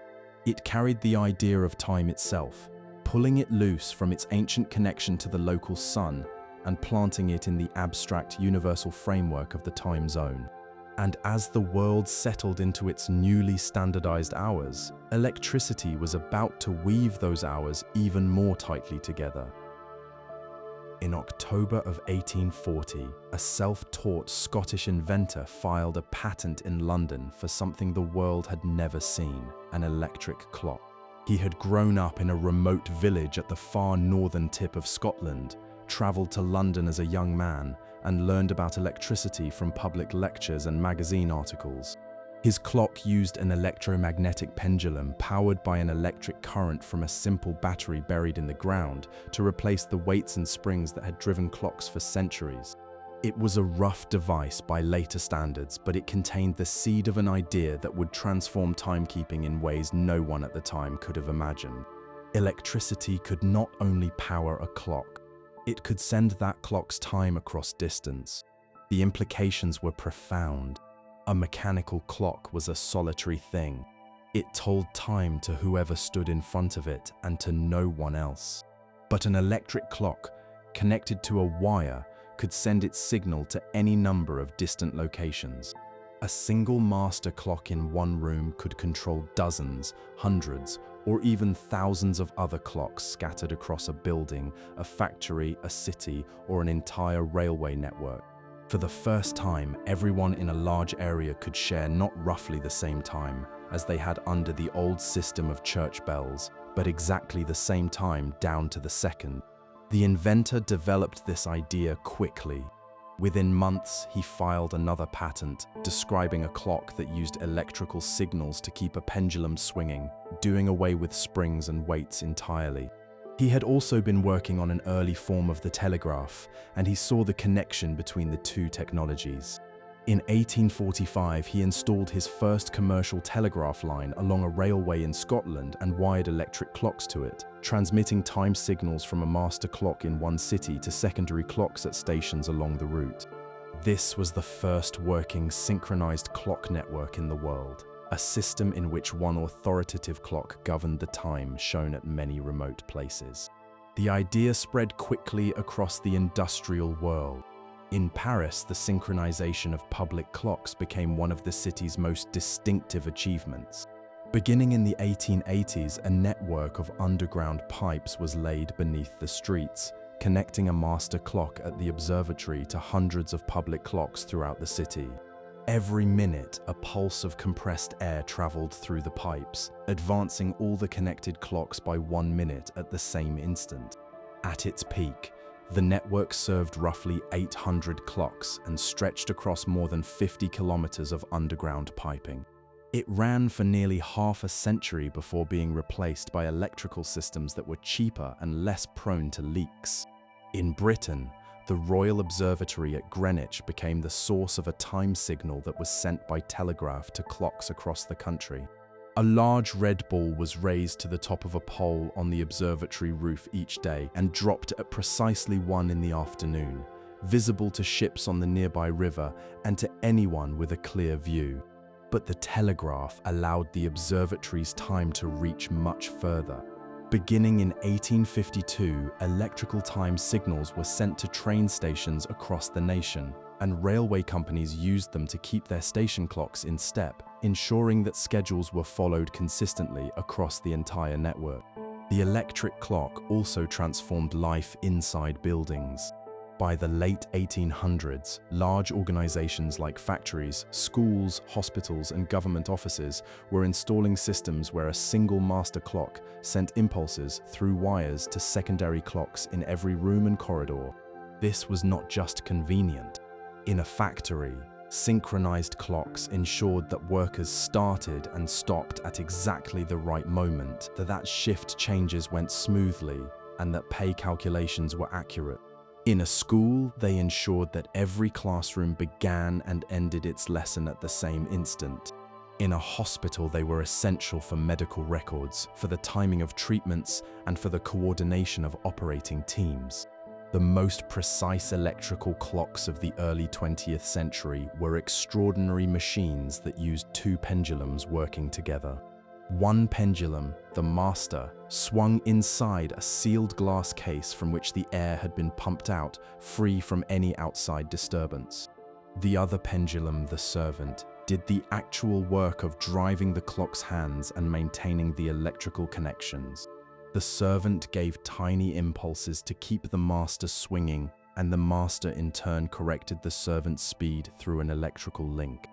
This arrangement was so effective that these clocks could keep time to within about 1 second per year, making them the most accurate timekeepers on Earth from the early 1920s until the development of clocks based on the vibrations of atoms in the 1950s. The electrification of time also made it possible for ordinary people to check the exact time without owning a precision clock. In the early 20th century, telegraph and telephone companies offered time services that let subscribers hear the correct time by calling a number. The British Broadcasting Corporation began airing its famous time signal in 1924, a sequence of 6 short tones marking the seconds before the hour. Those tones became one of the most recognizable sounds in British life and extended the reach of precise timekeeping from institutions and professionals to anyone who happened to have a radio. The Scottish inventor who started it all did not live to see the full flowering of his idea. His later years were marked by legal disputes and financial difficulty, and he died in modest circumstances.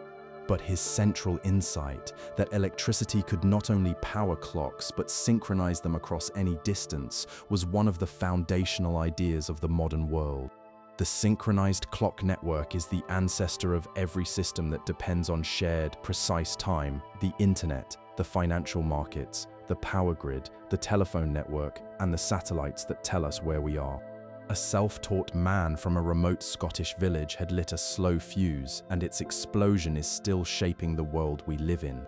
And as electric clocks were quietly weaving their synchronized time into the fabric of cities and nations, a different force was about to strap the clock to the human wrist and transform it from a pocket accessory into a tool of war. In the autumn of 1916, on the fields of the Somme, a British artillery officer crouched in a muddy trench and glanced at the small watch strapped to his left wrist. The hands glowed faintly green in the darkness before dawn. In 3 minutes, the guns behind him would open fire in a carefully timed pattern designed to advance at a precise rate, a moving wall of explosions that crept forward across the battlefield while the infantry followed close behind. The soldiers in the forward trenches needed to advance at exactly the same pace as the barrage, neither running ahead into their own shells nor falling behind and losing the cover they provided. The timing was everything. A difference of 30 seconds could mean the shells falling on their own men rather than the enemy. The officer checked his watch one more time, raised his hand, and at the appointed second the barrage began.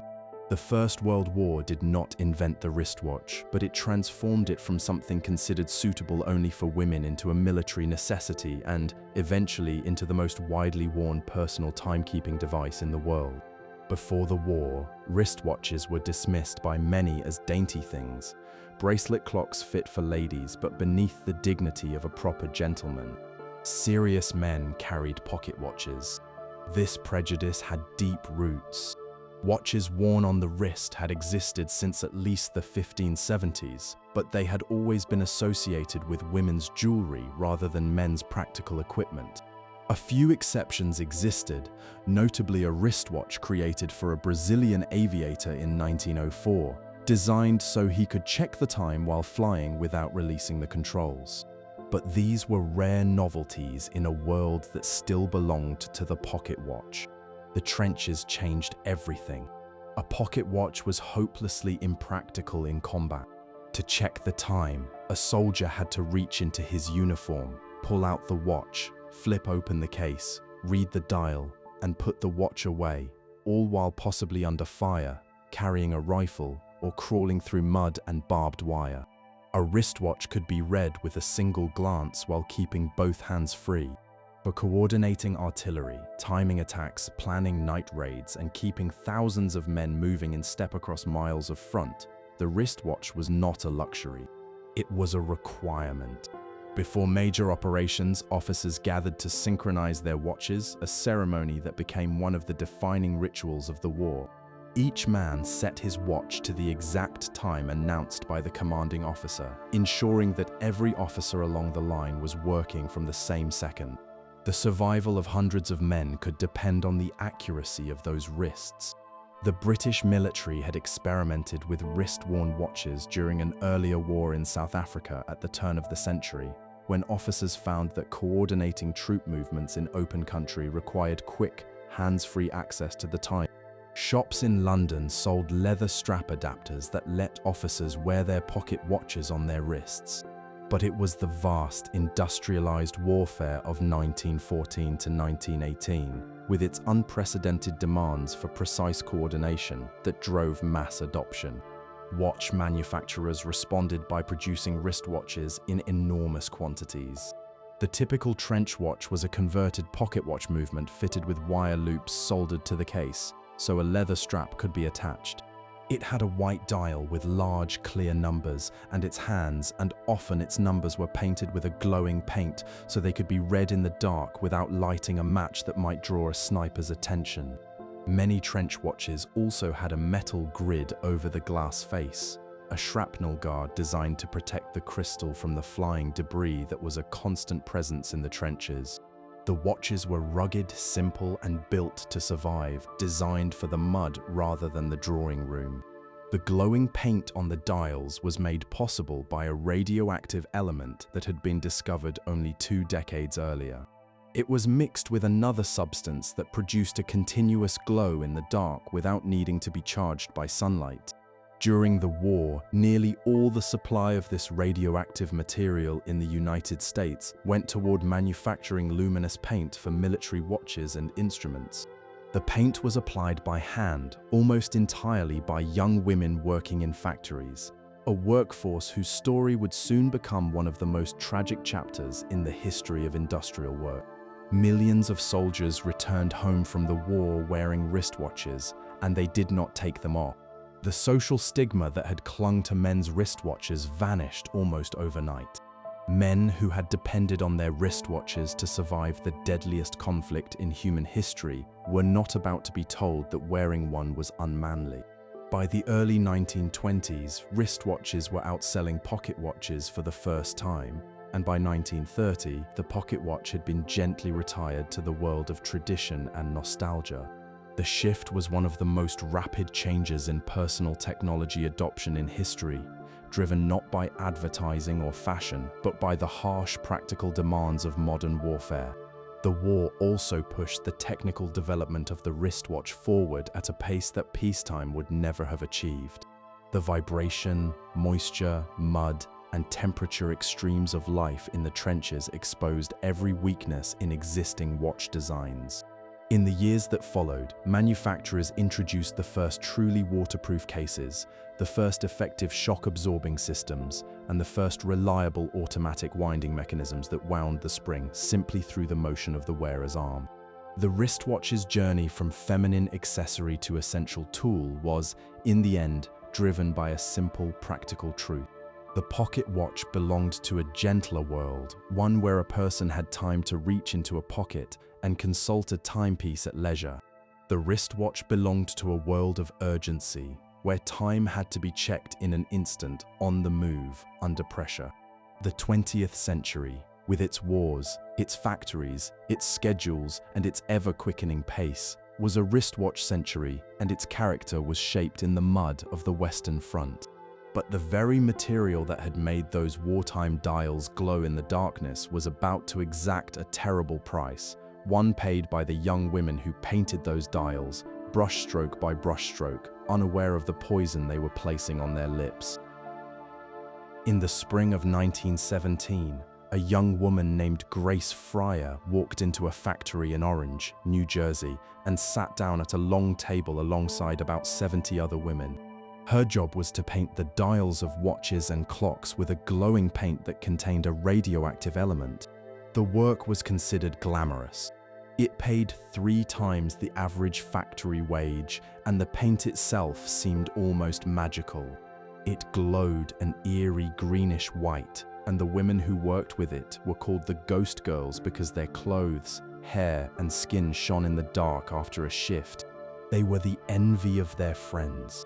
The technique for applying the paint was simple. A supervisor demonstrated it on the first day. Dip the fine brush in the paint. Shape the tip to a sharp point by placing it between your lips. Paint the tiny numbers and hands on the dial with a steady hand and repeat. Lip, dip, paint. Lip, dip, paint. The women performed this sequence hundreds of times per shift, painting roughly 250 dials each day. They swallowed a small amount of the radioactive material with every brush stroke that touched their lips. The instruction to shape the brush with their mouths was not a suggestion. It was a requirement, enforced by supervisors who assured the women the paint was perfectly safe.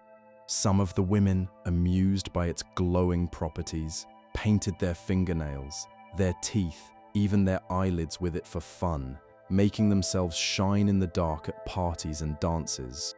They had no reason to doubt what they had been told. The paint was not safe. The radioactive element it contained behaves in the body like calcium, which means the body deposits it in the bones, where it continues to emit radiation indefinitely, destroying the bone from within. The first symptoms appeared within a few years. Some women noticed that when they blew their noses, their handkerchiefs glowed in the dark. Others developed severe toothaches and visited dentists only to have their jawbones crumble under the dentist's instruments, the bone so weakened that it came apart under ordinary pressure. One young worker died in 1922 at the age of 24. Her dentist had removed her entire lower jaw in one piece because it had simply separated from her skull. The official cause of death was listed in vague medical terms, deliberately hiding the true reason. The company that employed these women knew the danger. Its own scientists and executives handled the radioactive material with protective equipment, using shields, gloves, and tools to keep it away from their bodies.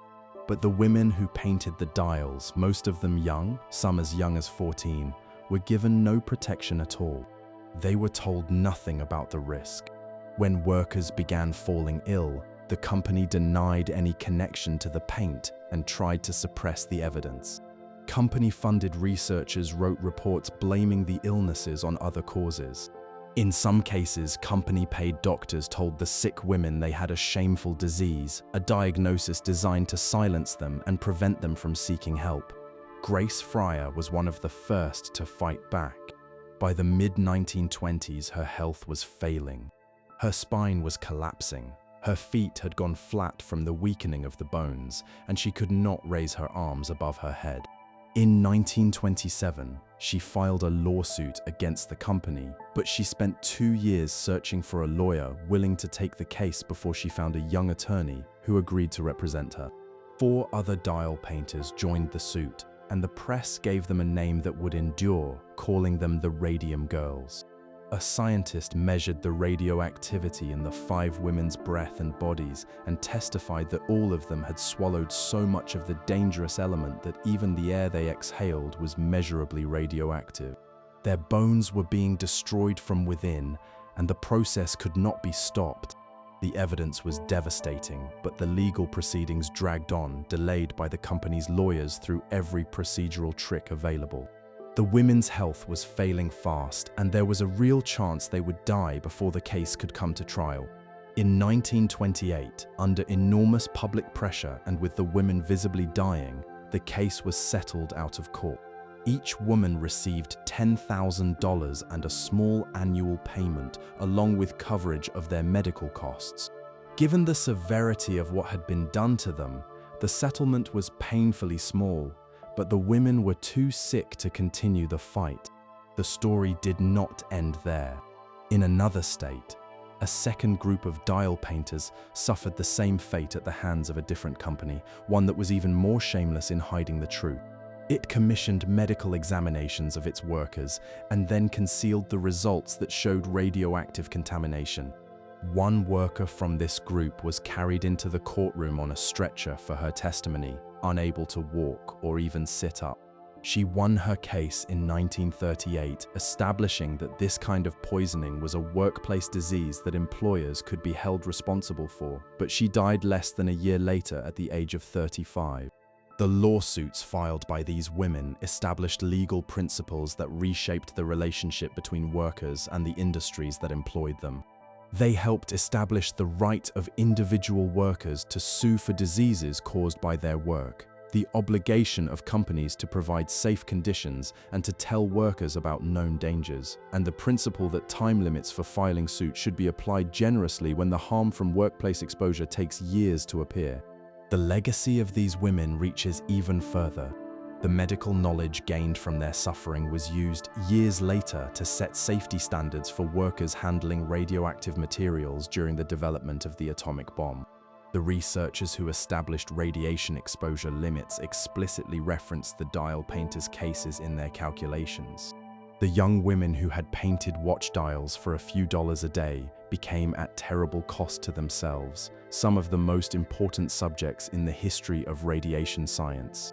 Their story is a dark chapter in the history of clocks, a reminder that the glowing watch faces that delighted consumers were created by workers whose bodies were destroyed by the very materials they handle. It is also a story of remarkable courage.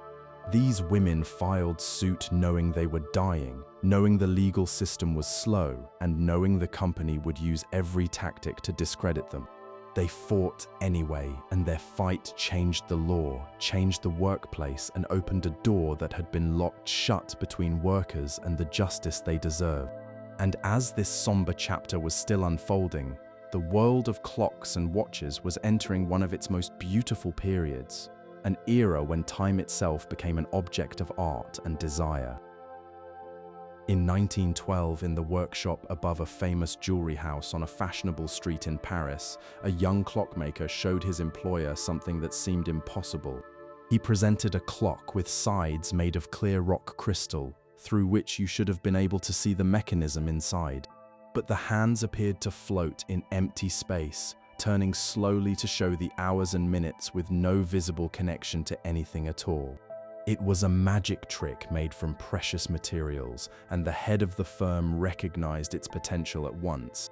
This was exactly the kind of creation that blended technical cleverness with artistic spectacle, and it became one of the most celebrated objects the house ever produced. The secret was deceptively simple, though it demanded extraordinary skill to execute.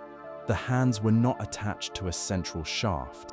Instead, each hand was mounted on a thin disc of transparent crystal that rotated within the clock's frame. The disc was turned by gears hidden inside the metal border of the frame, where the casing concealed everything from view.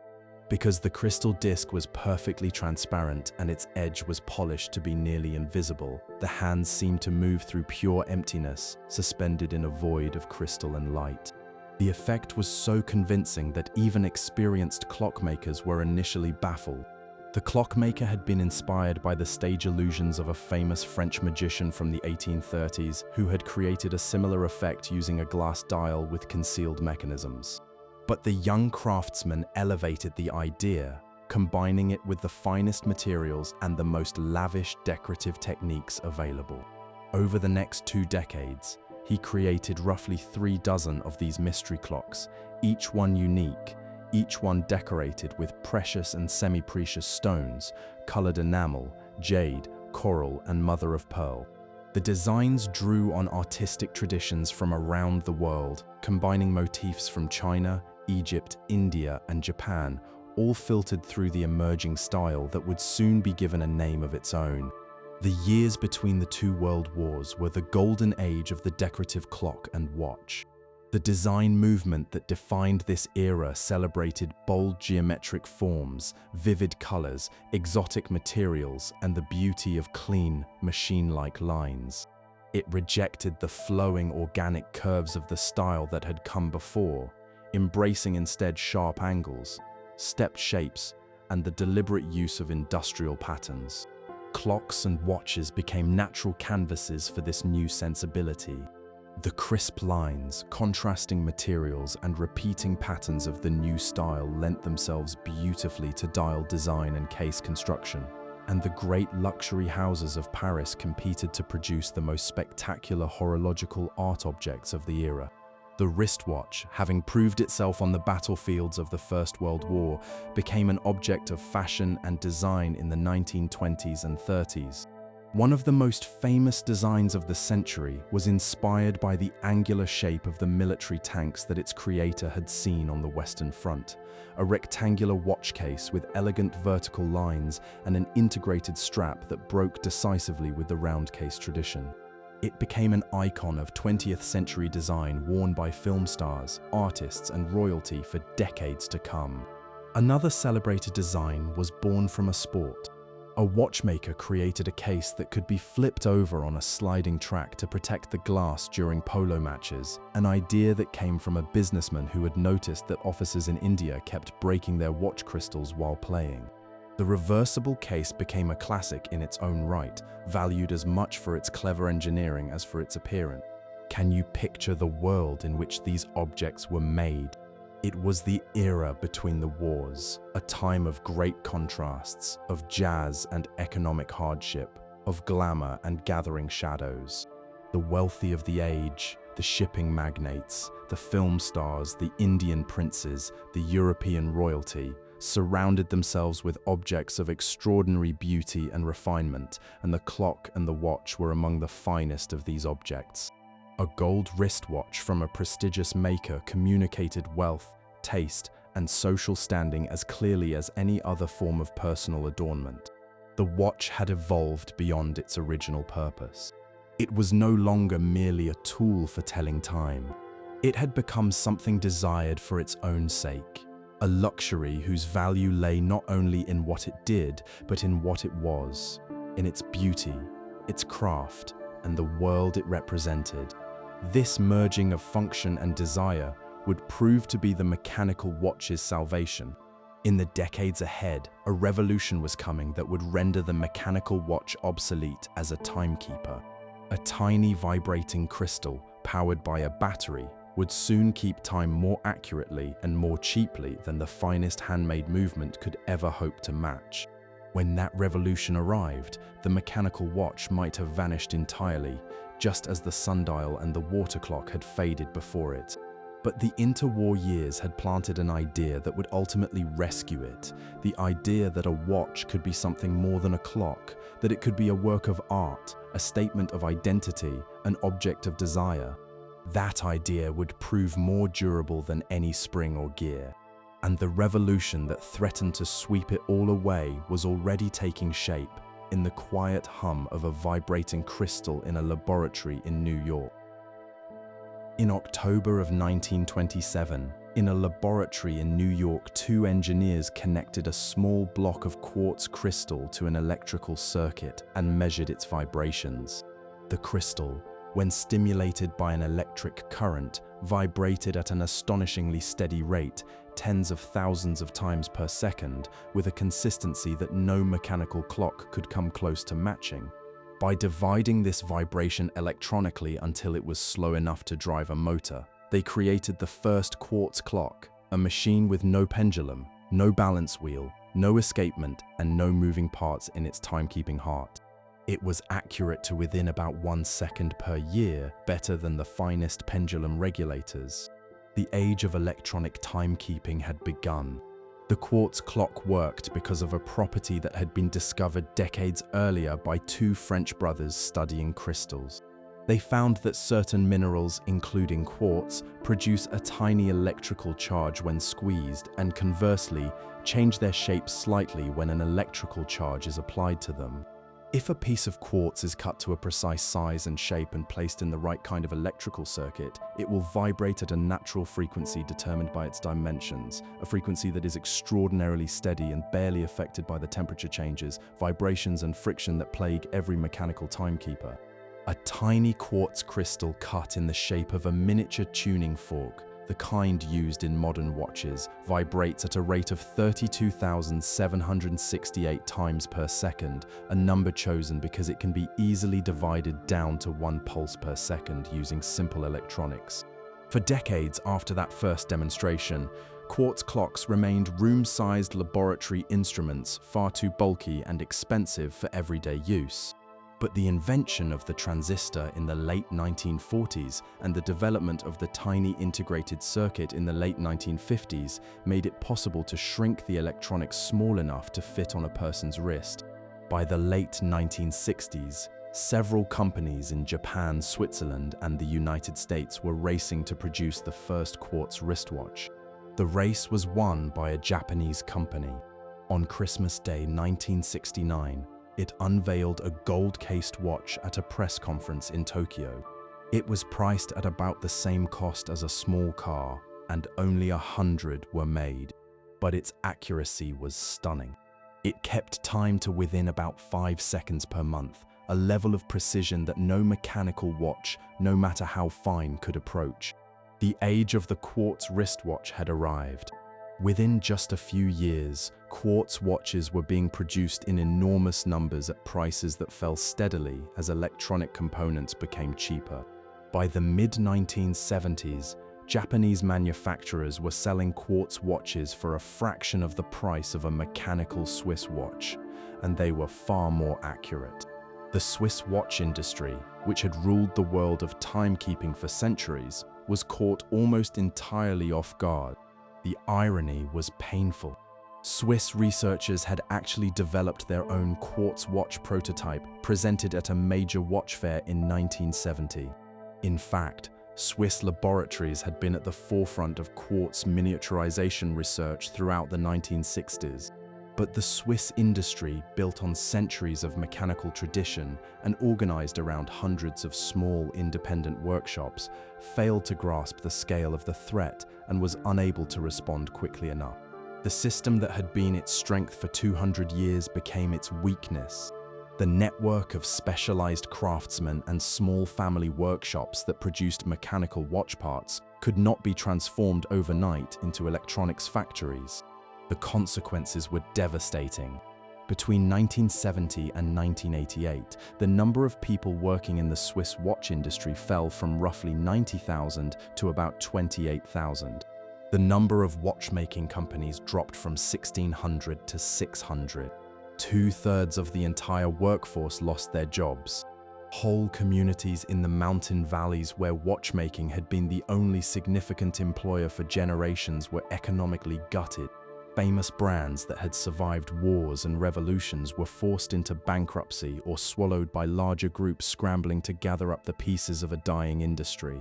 The period became known as the Quartz Crisis, and it was the most severe blow the Swiss watch industry had ever endured, threatening to destroy something that was not merely a business but a core part of the national identity.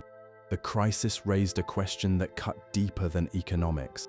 If a $5 quartz watch from Japan could keep time more accurately than a $5,000 mechanical watch from Switzerland, what was the point of the mechanical watch? What was the value of centuries of accumulated skill, of hand-finished movements with polished edges and beveled screws, of intricate features like calendars that track the phases of the moon, if a sliver of vibrating crystal and a small battery could do the job better and cheaper? These were questions the Swiss would wrestle with for more than a decade before finding answers. The rescue, when it came, would be one of the most remarkable turnaround stories in industrial history, driven by a brilliant businessman, a cheap plastic watch, and a simple but powerful insight. In a world where everyone could tell the time for almost nothing, the true value of a watch lay not in its accuracy, but in what it meant as an object of beauty, a symbol of craft, a statement about who you were. The mechanical watch would survive, not as a timekeeping device, but as something closer to a work of art. But first, the industry had to come very near the edge of extinction before it could imagine a new way of being. And while the Quartz Revolution was reshaping the world of watches, a far more profound revolution in timekeeping had already taken place in a laboratory, one that would redefine the very meaning of a second. On the 3rd of June 1955, listeners tuning into the radio in Britain heard something they had heard thousands of times before, the 6 short tones that marked the hour. But this time, the signal was different. For the first time in broadcasting history, those tones were not generated by an astronomical observation, or by the swing of a pendulum, or by the vibration of a quartz crystal. They were produced by the vibrations of atoms, and they marked the moment when atomic time became available to the public. The clock behind those tones had been built at a national laboratory southwest of London by a physicist and his colleague. The physicist had spent decades working on precision timekeeping and had already built some of the most accurate quartz clocks in the world. But he had become convinced that the ultimate standard for time lay not in any mechanical or crystalline device, but in the properties of atoms themselves. His clock became fully operational a few days before that broadcast. The engineers who saw it gave it a nickname based on its ungainly appearance: a tangle of tubes, wires, and metal chambers spread across a laboratory bench. It did not look like a clock. It had no dial, no hands, no pendulum, nothing that resembled a timepiece at all. What it had was a beam of atoms passing through a specially tuned chamber, and this beam kept time more accurately than anything humans had ever built. The principle behind the atomic clock is quietly remarkable. Atoms of a given element absorb and emit energy at specific frequencies that are determined by the fundamental nature of the atom itself. These frequencies are the same for every atom of that element, everywhere in the universe at all times. They are not affected by temperature, pressure, altitude, or any other condition that can change. They are, as far as science can tell, true constants of nature. The particular type of atom used in this first clock vibrates at a frequency of just over 9 billion cycles per second. That number, measured to 10 digits of precision, is the foundation on which all modern timekeeping now rests. The clock worked by directing a beam of these atoms through an empty chamber and into a space filled with carefully tuned microwave energy. The frequency of the microwave signal was adjusted until the maximum number of atoms responded, which happened only when the frequency matched the atom's natural vibration exactly. By locking the microwave source to this atomic response using an electronic feedback system, the clock drew its timekeeping not from any mechanism that could wear out, slow down, or drift, but from the unchanging properties of the atoms themselves. The accuracy was stunning. The first atomic clock was accurate to about 1 second in 300 years, which might sound modest by today's standards, but was an enormous leap beyond anything that had come before. The finest pendulum clocks could manage about 1 second per year. The best quartz clocks were about 10 times better than that. This new clock was 10 times better still, and it was only the beginning. Within a decade, atomic clocks were accurate to 1 second in thousands of years. By the end of the 20th century, the most refined versions could keep time to 1 second in 20 million years.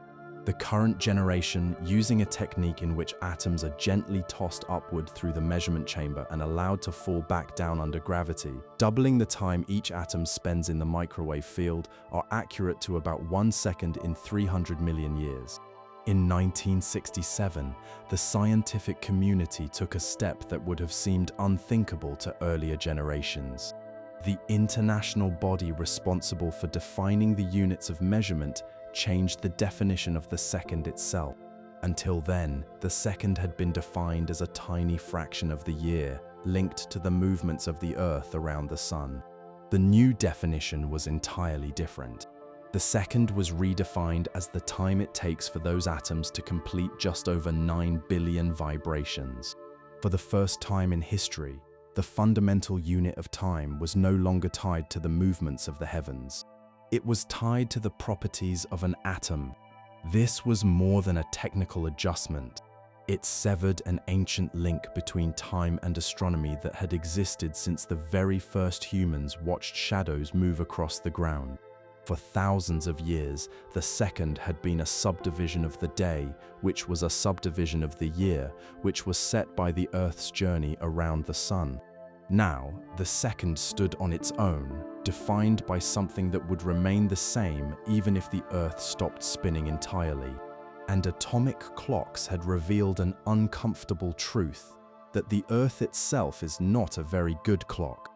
Its rotation is slightly irregular, affected by the pull of the moon, by shifts of mass deep inside the planet, and by the slow rebound of the land from the weight of ancient ice sheets. The Earth was wobbling, and the atoms were not. Because the Earth's rotation is gradually slowing, atomic time slowly creeps ahead of the time shown by the Sun. To keep the two in step, an extra second is occasionally added to the official time, a correction called a leap second. More than 24 of these have been added since the practice began in the early 1970s. Each one is announced months in advance and applied at the same instant by timekeeping laboratories around the world. It is a quiet reminder that we now live with two kinds of time at once, the perfectly steady time of the atom and the slightly unsteady time of the turning Earth. Another type of atomic clock, using a different element, was developed around 1960 by researchers at an American university. It offered even better short-term stability, and it became an important companion to the first type in laboratories and in the satellite navigation systems that were beginning to take shape. The atomic clock transformed not only the measurement of time, but our understanding of it. When that first clock began operating in 1955, it was a scientific curiosity. Within 2 decades, atomic clocks were at the heart of systems that billions of people depended on every day: satellite navigation, telephone networks, financial markets, and the internet. The atom, vibrating in its microwave chamber at nearly 10 billion cycles per second, had become the hidden heartbeat of modern civilization, a rhythm so precise that it would lose only a single beat in a span of time longer than any human mind can truly comprehend. And as these extraordinary clocks refined the meaning of a second to ever finer degrees, the story of the wristwatch was about to take yet another turn, as two very different visions of what a watch should be battled for a place on the world's wrist.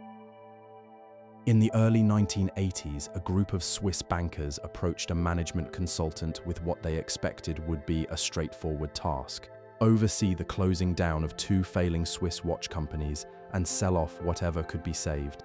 The quartz crisis had nearly destroyed the Swiss watch industry, and the bankers had concluded that the patient was beyond saving. The consultant, a Lebanese-born businessman based in Zurich, studied the situation for months, analyzing costs, markets, and the competition. But instead of recommending that the companies be shut down, he proposed something far bolder: a merger of the two firms and a complete reinvention of what a Swiss watch could be. His insight ran against the conventional wisdom of the time. Most experts believed that Switzerland could never compete with Japan on price, so it should retreat to the luxury end of the market and give up the mass market entirely. The consultant disagreed. He argued that Switzerland needed a product that could go head-to-head with cheap Japanese quartz watches, not on accuracy or features, but on emotion, design, and fun. The Swiss, he said, needed to understand that people did not buy watches just to tell time. They bought watches to express who they were. The result, launched in March of 1983, was a colorful plastic watch that cost about $50. It was quartz-powered, like the Japanese watches that had been devastating the Swiss industry, but it was different in every other way. Its case was a single piece of molded plastic, with the movement sealed inside so that it could never be opened, which also meant it was essentially disposable. The total number of parts was reduced to just 51, less than half the number in a conventional quartz watch, allowing it to be assembled almost entirely by machines. The cost of production was astonishingly low. But the real revolution was not technical, it was cultural.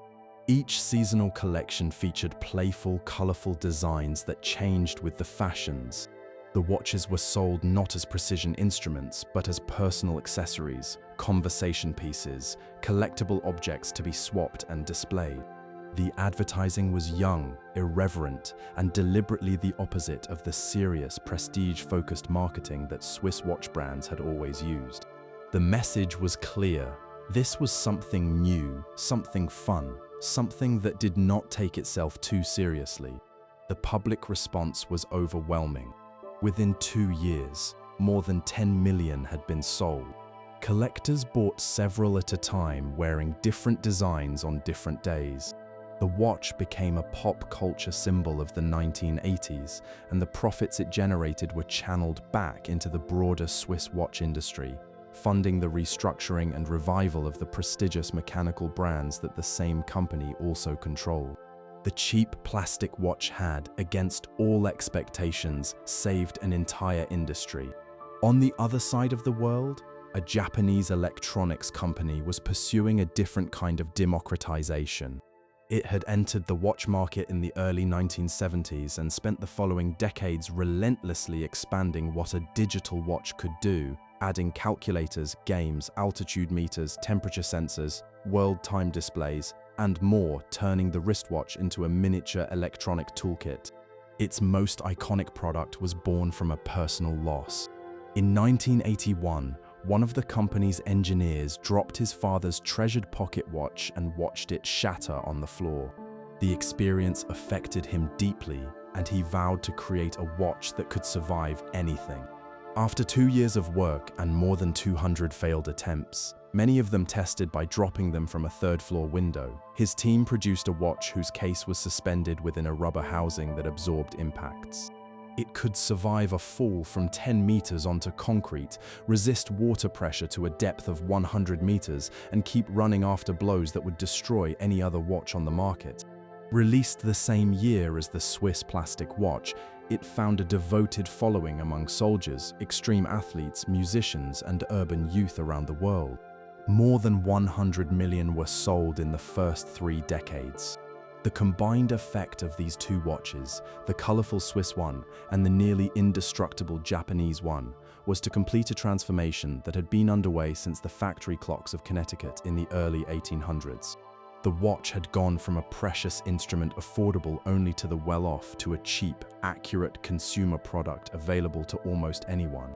By the end of the 20th century, a reliable wristwatch could be purchased for less than the price of a meal. Time, that most fundamental of things, had become nearly free. And here is an irony worth pausing on. It was precisely this democratization that set the stage for the revival of the Swiss luxury watch industry. When everyone could afford a quartz watch that kept perfect time, the mechanical watch could reinvent itself as something else entirely, as a luxury object, a celebration of human craft, a quiet rebellion against the disposable culture of the electronic age. Its value no longer lay in its accuracy, which was now inferior to the cheapest quartz. Its value lay in what it meant, in the beauty of its gears, in the centuries of skill that produced it, and in the simple, stubborn wonder of a machine that keeps time without a battery or a circuit board. The Swiss watch industry's survival was built on a foundation of plastic and quartz, and its rebirth was funded by the profits of a $50 watch that the bankers had wanted to bury. And while the world was learning to tell time for pennies, far overhead, invisible clocks of unimaginable precision were quietly becoming the foundation of modern civilization itself. 20,000 kilometers above the Earth, 31 satellites orbit the planet in a carefully arranged formation. Each one carries several atomic clocks, tiny oscillators that tick with an accuracy of about 1 second in 300 million years. Together, these clocks form the backbone of the satellite navigation system that most of us know simply by 3 letters, and they are by any measure the most important timekeeping instruments on Earth. Without them, the modern world as we know it would not function. The principle behind satellite navigation is elegant in its simplicity, though building it required some of the most sophisticated engineering ever attempted. Each satellite continuously broadcasts a signal that includes its exact position in space and the precise time at which the signal was sent. A receiver on the ground, the kind inside your phone or your car, picks up signals from several satellites at once and calculates how long each signal took to arrive. Since radio waves travel at the speed of light, the time delay tells the receiver exactly how far away each satellite is. With signals from 4 or more satellites, the receiver can work out its position on the surface of the Earth to within a few meters, while also setting its own internal clock to match the satellites overhead. The whole system rests on time. An error of just 1/1,000,000th of a second in the satellite's clock translates to a positioning error of roughly 300 meters. An error of 1/1000,000th of a second, a span of time so short that light travels only about 30 centimeters, corresponds to an error of about 1 foot. The entire system depends on clocks accurate to the billionth of a second level, and the ground stations that monitor the satellites must constantly adjust for drift, for the effects of the satellite's speed and altitude on the flow of time itself, and for the way the Earth's atmosphere slows the radio signals as they pass through. The system was originally developed for military navigation, beginning in the early 1970s, and it became fully operational in the mid-1990s. But it has woven itself into virtually every corner of civilian life. Farmers use it to guide their equipment along precise paths across their fields. Aircraft use it to land safely in fog and darkness. Emergency services use it to find people who call for help from their phones. Shipping companies use it to track goods across the globe. Ride-sharing services, food delivery, and the mapping applications on our phones all depend on it. Even activities that seem to have nothing to do with location, like financial trading and telephone networks, rely on the precise time signals that these satellites provide. The financial world's dependence on precise timing is particularly striking. Trading firms now execute transactions in millionths of a second, and the profit or loss on a single trade can depend on whose order reaches the exchange first. A timing advantage of even a few millionths of a second can be worth enormous sums over the course of a year. Regulators now require that trading firms stamp their orders with extreme precision, and firms deploy their own atomic clocks synchronized to the satellites to make sure their records are accurate and verifiable. The internet itself depends on precise time. A system developed in the mid-1980s by a computer scientist synchronizes the clocks of computers around the world to a common standard. It works in layers, with the most accurate clocks at the top, connected directly to atomic references, and successive layers of computers below, each setting its clock by the one above. Through this system, hundreds of millions of machines can be brought to within a few thousandths of a second of the same time. Without it, email timestamps would be unreliable, online transactions could not be properly sorted, encrypted communications would fail because security certificates depend on accurate time, and the entire infrastructure of internet commerce would unravel. Power grids depend on precise timing to keep the flow of electricity synchronized across thousands of kilometers. A loss of synchronization between generators can cause destructive surges and cascading blackouts. Telephone networks use timing to ensure that the digital signals carrying voice, data, and video arrive in the right order. Air traffic control depends on it to track aircraft and maintain safe distances. Scientific instruments from networks of radio telescopes that combine signals from dishes on different continents to detectors that measure ripples in the fabric of space itself require timing accuracy measured in trillionths of a second. The dependence of modern life on these invisible clocks is so complete that the failure of the satellite system or the loss of accurate time signals would be a genuine emergency. One government study estimated that a prolonged outage in the United States alone would cost more than $1 billion per day. The vulnerability of the system to interference, whether from deliberate jamming, from false signals designed to mislead receivers, or simply from satellite failure, has led governments to invest in backup timekeeping systems, including ground-based networks and miniature atomic clocks small enough to fit on a fingertip that can maintain accuracy for hours without any outside reference. The invisible clocks that run the modern world are the culmination of a journey that began 43,000 years ago with a mark scratched into bone. From that first notch by a prehistoric fire to the atomic oscillators orbiting overhead, the human drive to measure time with ever greater precision has been one of the most persistent and consequential threads in the story of our species. Today, the clocks that matter most are the ones we never see. The atomic oscillators in orbit, the time servers humming in data centers, the tiny crystal oscillators embedded in the circuits of every computer, phone, and network switch on Earth.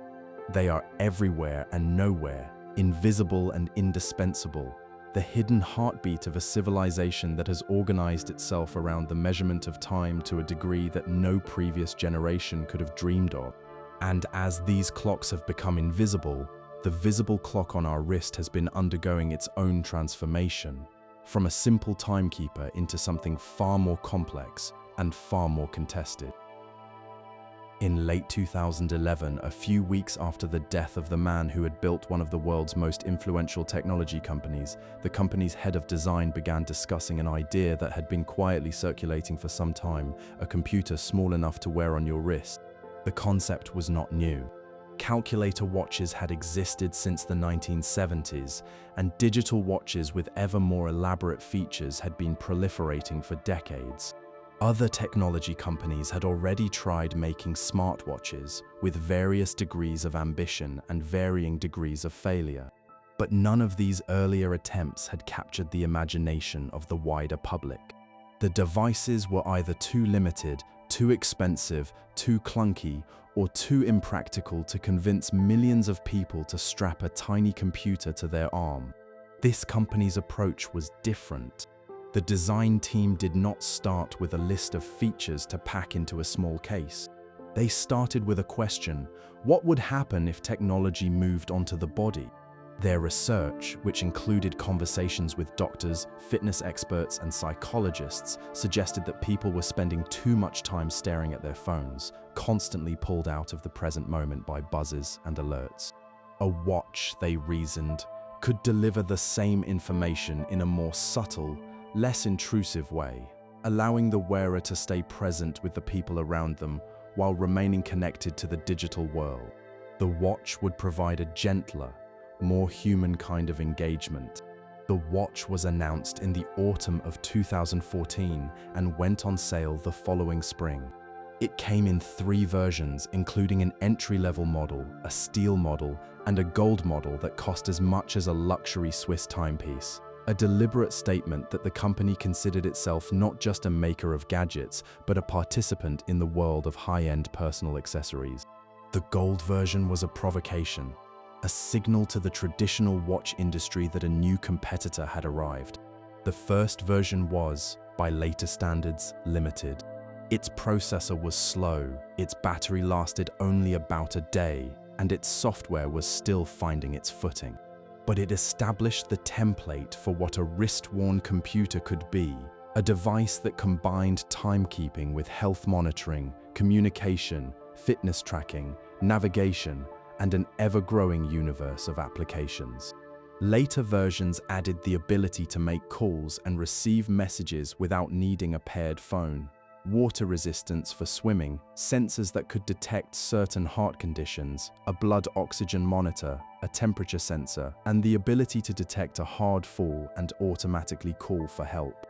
The device was a commercial success on a scale that surprised even its makers. By a few years in, more than 100 million people were estimated to be wearing one.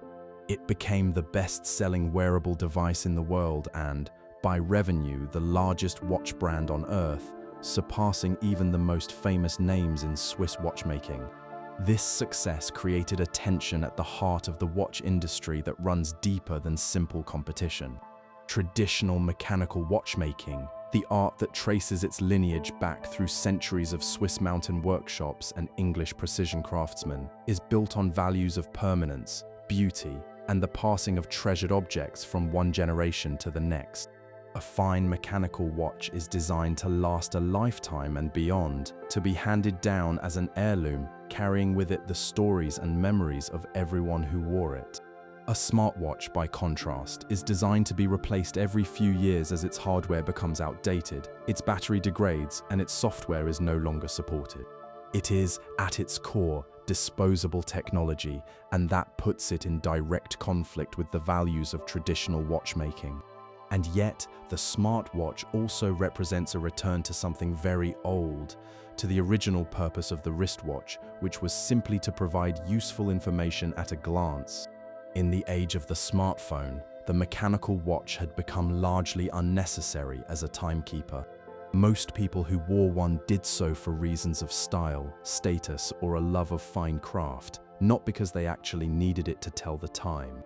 The smartwatch, by adding health monitoring, communication, navigation, and 100 other genuinely practical features, gave the wristwatch a new reason to exist, a new practical purpose that it had not possessed since the smartphone made simple timekeeping redundant. Can you picture these two objects sitting side by side on a nightstand? On one side, a mechanical watch, its tiny gears visible through a glass back, ticking with a rhythm that would have been recognized by a clockmaker 3 centuries ago. On the other side, a smooth rectangle of glass and metal, its screen dark, waiting for morning to light up with messages, heartbeat readings, weather forecasts, and the time, displayed more accurately than any mechanical watch could manage. The two objects could hardly be more different, and yet each one is a clock, and each one carries a piece of the long story we have been following together. The coexistence of smartwatches and mechanical watches tells us something true about the nature of time and our relationship with it. New technologies do not always erase old ones. Sometimes they exist alongside each other, serving different needs and different longings. The Quartz Revolution nearly destroyed mechanical watchmaking, but the mechanical watch survived by becoming something more than a timekeeper, a celebration of human skill in an electronic age. The smartwatch may similarly find its place alongside the mechanical watch, the two serving very different purposes on two very different wrists. One connects you to centuries of craftsmanship and the quiet pleasure of a machine made by hand. The other connects you to the digital world at a glance. The battle for your wrist in the end may be less a battle and more a conversation between two different visions of what it means to measure and experience the hours of our lives. And beyond both of these, beyond the watch and the phone and the satellite, the deeper questions about time itself continue to unfold, questions that clocks have helped us ask but can never fully answer. On a summer morning in the early 1900s, a British builder was riding his horse through the leafy lanes near his home in the suburbs of London when he noticed something that irritated him profoundly. The sun had been up for hours. The morning was bright and warm, and yet the blinds on nearly every house he passed were still drawn. People were sleeping through the best part of the day, wasting precious daylight. The builder was not the sort of man who simply grumbled. He was successful, practical, and accustomed to getting things done.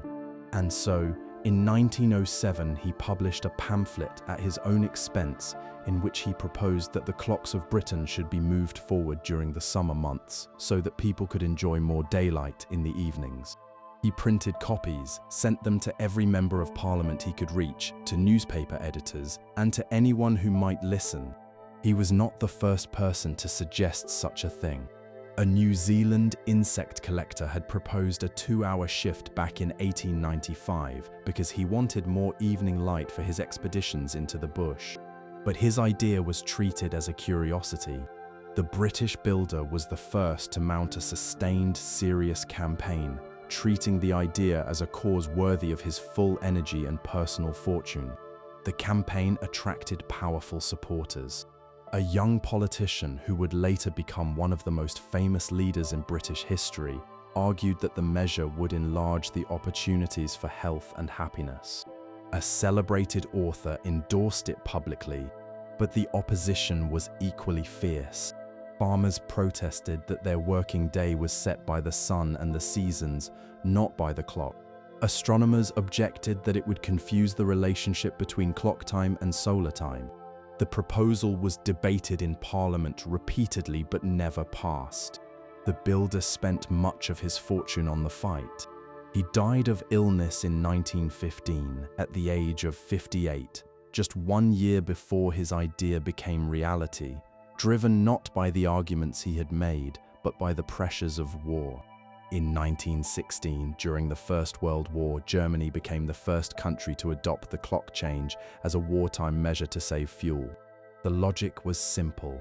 By shifting an hour of daylight from the early morning, when most people were asleep, to the evening, when they were awake and burning lamps, the nation could reduce its coal use and divert more fuel to the military. Britain followed shortly after, and the United States adopted the practice in 1918. In each case, the motivation was practical and military. Clocks had become instruments of war strategy. After the war, many countries abandoned the practice, only to bring it back during the Second World War for the same reasons. The United States kept its clocks advanced by 1 hour from early 1942 to late 1945, calling it wartime. Britain went even further, pushing its clocks 2 hours ahead during summer, so that the country was effectively living 2 hours out of step with the sun on the longest days. After the Second World War, the practice became a patchwork of local decisions, and the resulting confusion was remarkable. In the United States, individual states, counties, and even small towns chose for themselves whether to observe the change or not. On one short bus route in the eastern part of the country, a distance of only about 35 miles, a traveler passed through 7 different time changes. Radio and TV stations had to publish elaborate schedules showing which programs aired at which times in which communities. In one state alone, 99 counties had 23 different pairs of start and end dates for the clock change. Eventually, the government stepped in. A law passed in 1966 tried to bring order by requiring all participating states to begin and end on the same dates, while allowing any state to opt out entirely. 2 states took that option and have never observed the change since. But even within one of those states, the patchwork continues. One large tribal territory observes the change to match its lands in neighboring states, while a smaller territory entirely surrounded by the first one does not, following the state's rule instead. Driving through one part of the American Southwest, you can change time zones multiple times without ever crossing a state line. The politics of time zones themselves are equally contentious. One enormous country uses a single time zone for its entire width, even though it naturally spans 5, which means that in its westernmost regions, the sun does not rise until nearly 10 in the morning by the official clock. Another country set its clocks to match an allied nation's time during a war in the 1940s and never changed back, leaving its people permanently an hour out of step with the sun, a decision that researchers have linked to later bedtimes and less sleep. One small Pacific island nation literally jumped across the international date line in 2011, skipping a day entirely, so that its business week would match those of its closest trading partners. The health effects of the clock change have become an increasing concern. Studies have found a noticeable increase in heart attacks on the Monday after the spring change, when an hour of sleep is lost. Other research has documented rises in car accidents, workplace injuries, and other problems in the days following the shift. The disruption to the body's internal rhythms, those natural cycles that govern sleep, digestion, and the release of hormones, appears to have real and measurable consequences, even from a change of just 1 hour. In recent years, there have been growing efforts to end the practice altogether. The European Parliament voted overwhelmingly in 2019 to give member countries the option to stop changing their clocks, though the practical difficulty of coordinating across many nations has delayed implementation. The United States Senate unanimously passed a similar measure in 2022, but it stalled before becoming law. Russia tried making the summertime permanent, found that the dark winter mornings were deeply unpopular, and switched to permanent standard time instead. The simple act of deciding what time it is remains one of the most surprisingly political decisions a society can make. It is a reminder that the clock, that seemingly most neutral and objective of instruments, is always at the center of a quiet storm shaped by war, commerce, health, national pride, and the endless tension between the rhythms of the sun and the ambitions of human beings. And beyond all these practical and political questions, there lies a deeper mystery, one that clocks have helped us see more clearly, but can never fully resolve: the mystery of what time actually is. In the autumn of 1971, 2 scientists packed 4 atomic clocks into seats aboard commercial airplanes and set off on a journey around the world. The clocks were each about the size of a large suitcase, so heavy and bulky that the scientists had to buy separate plane tickets for them, strapping the instruments into passenger seats beside them. They flew eastward around the planet, stopping in cities from London to Bangkok, then returned home and flew westward. When they brought their clocks back to the Naval Observatory in Washington and compared them to the identical clocks that had stayed on the ground, the numbers confirmed something that had been predicted more than half a century earlier. The traveling clocks did not agree with the stationary ones. Time itself had passed at different rates depending on how fast the clocks were moving and how high above the Earth they had been. The eastward flying clocks had lost a tiny amount of time compared to the ground clocks. The westward flying clocks had gained a slightly larger amount. The differences were measured in billionths of a second, far too small for any human to perceive, but they were exactly what a young patent clerk working alone in a Swiss office had predicted back in 1905. His name was Albert Einstein, and his insight, arrived at through nothing more than thought experiments and mathematics, had shattered an assumption that had underpinned every clock ever built, from the sundial to the marine chronometer to the quartz crystal, the assumption that time flows at the same rate for everyone, everywhere, always. Einstein had proposed, in what came to be known as his special theory, that a clock in motion ticks more slowly than one standing still. This was not a mechanical effect, not a matter of gears slowing down due to vibration. It was a property of time itself. The actual passage of moments runs slower for the moving observer. A decade later, he extended the idea. A clock in a stronger gravitational field, closer to a large mass like the Earth, also ticks more slowly than one further away. Gravity, Einstein showed, is not a force pulling objects downward, but a bending of the fabric of space and time itself, caused by mass, and this bending affects the flow of time. For decades, these predictions remained theoretical, accepted by physicists but impossible to confirm with the instruments available. No pendulum, no balance wheel, no quartz crystal could detect the billionth of a second differences that the theory predicted. But atomic clocks finally could, and the airplane experiment of 1971 proved Einstein right. The results have been confirmed many times since, with ever greater precision. In 2010, researchers used the most accurate clocks available to measure the difference in the flow of time over a height difference of just 1 foot. A clock raised 1 foot above another ticks measurably faster. Time is not an abstraction. It is a physical thing that changes with the conditions of the observer. The practical consequences of this truth are woven into technology that billions of people use every day without a second thought. The atomic clocks aboard navigation satellites orbit the Earth at a great height, where gravity is weaker. They tick faster than clocks on the ground because of this weaker gravity, but they also tick slower because they are moving at high speed. The two effects partly cancel each other, but the net result is that the satellite clocks gain a tiny but significant amount of time relative to ground clocks every day. If this correction were not applied, the position readings from the satellites would drift by roughly 10 kilometers per day, making the entire system useless within hours.